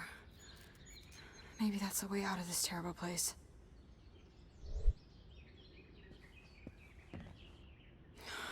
It seems to be missing power. Obviously. I don't want to set those things on me. I spent a long time walking around this area. Trying not to get too close to those things. And then what happened then later is that I missed a cutscene because I didn't do it right, which I will now show you doing it right. What? I don't know who you are, but if you want to live longer than 5 minutes, you should probably get the hell out of there. Then tell me how! The elevator needs power. The steam machines through the door underneath me are your only hope. Who are you? Hey, wait, come back! So I actually approached this after creeping around a lot. I approached from over here. Then these guys got shot very quickly, and I was like, someone was talking to me. I'm like, where? What am I looking? Where am I looking? I was looking in the wrong direction because I'm supposed to have approached straight this way, but it gave me the options. There's a very interesting thing over here. This bit here where you get these these vending machines of chemicals, and it's interesting because it feels like this is going to be a heavy component of the game, and I have a feeling it was supposed to be, but it never gets used again. You do get to make, you know, do some chemistry here. On here, you get to do some chemistry here. There's some instructions, but that's it. That's the only part of the entire game, which I'm so quite surprised about. So what I'll do now is just jump forward a little bit.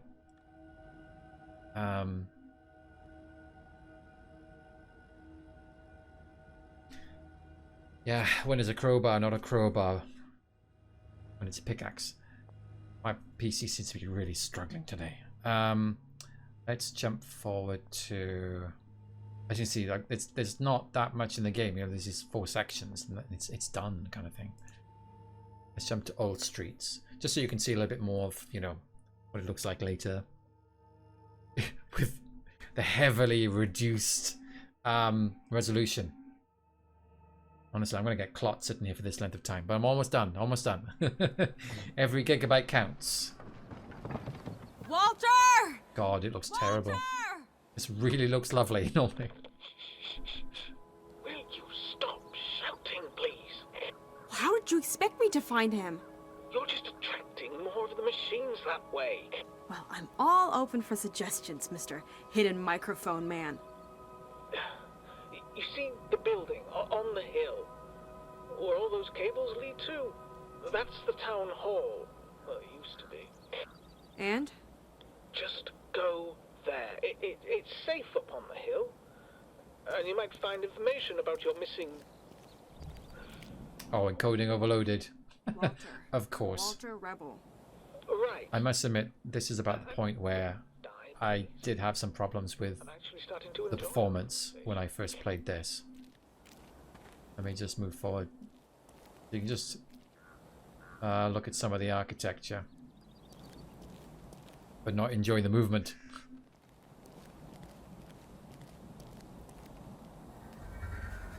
Alright, John Dog TV. Enjoy your sleep. I don't know what time it is, what time zone you're in, but that's obviously one where you need sleep.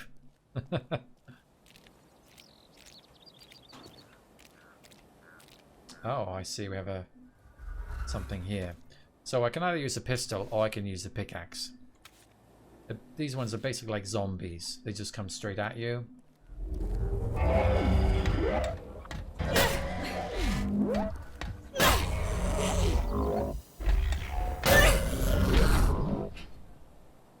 Yeah, I know Obs is dying again. Not really sure what I can do about it. I think I'm only going to carry on a little bit more anyway. It's not a long game. What? Less? I think I did it in 6 hours or something.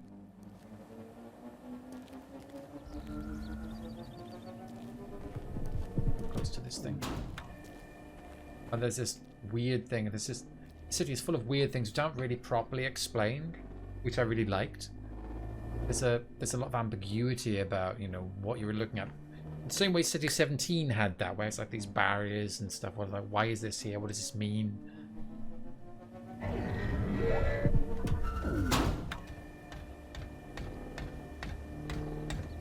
So, oh, I'm being chased. I didn't realize. Okay. There are some harder enemies, and there is a couple of interesting ambushes, but actually the amount of shooting going on later on does actually weirdly decline as the game gets towards the end. There's much less shooting later on, although there is one enormous giant, like, it's the boss fight of the game. I didn't realize it was the boss fight of the game because there's no boss monster. But it was pretty difficult.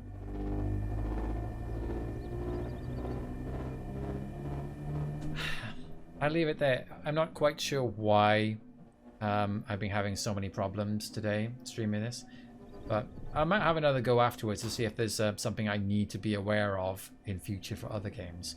Because if I'm, you know, streaming any more, I don't know, Patrick's Power Box or Yugo Puzzle, then maybe I need to be very careful about, you know, whether it slows down to a crawl.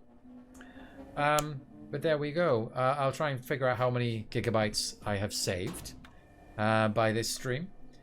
And other than that, I'll let you all go and enjoy your lives away from the computer screen. I certainly should get away from the computer screen, but probably will sit here and start uninstalling programs. Right. Oh, I should give you the link. I should give you the link for the last one. Right, let me just kill that program. Dead. Industria. And currently it's about £17. It's only available on Windows. And I don't think we're ever going to see a sequel, unfortunately. Well, we did start to have some Claire de Lune problems as well. But yeah, it is a very lovely game. I mean, lovely looking game. And it was not like other games like you know, Claire de Lune, I was a bit mixed about it, but Industria was like short and sweet, and it did some interesting things. So I was more happy with that. All right, I'm definitely going. Bye bye. Thanks everybody. Thank you for watching. All of you who have been here and whatever. Where's the quit button?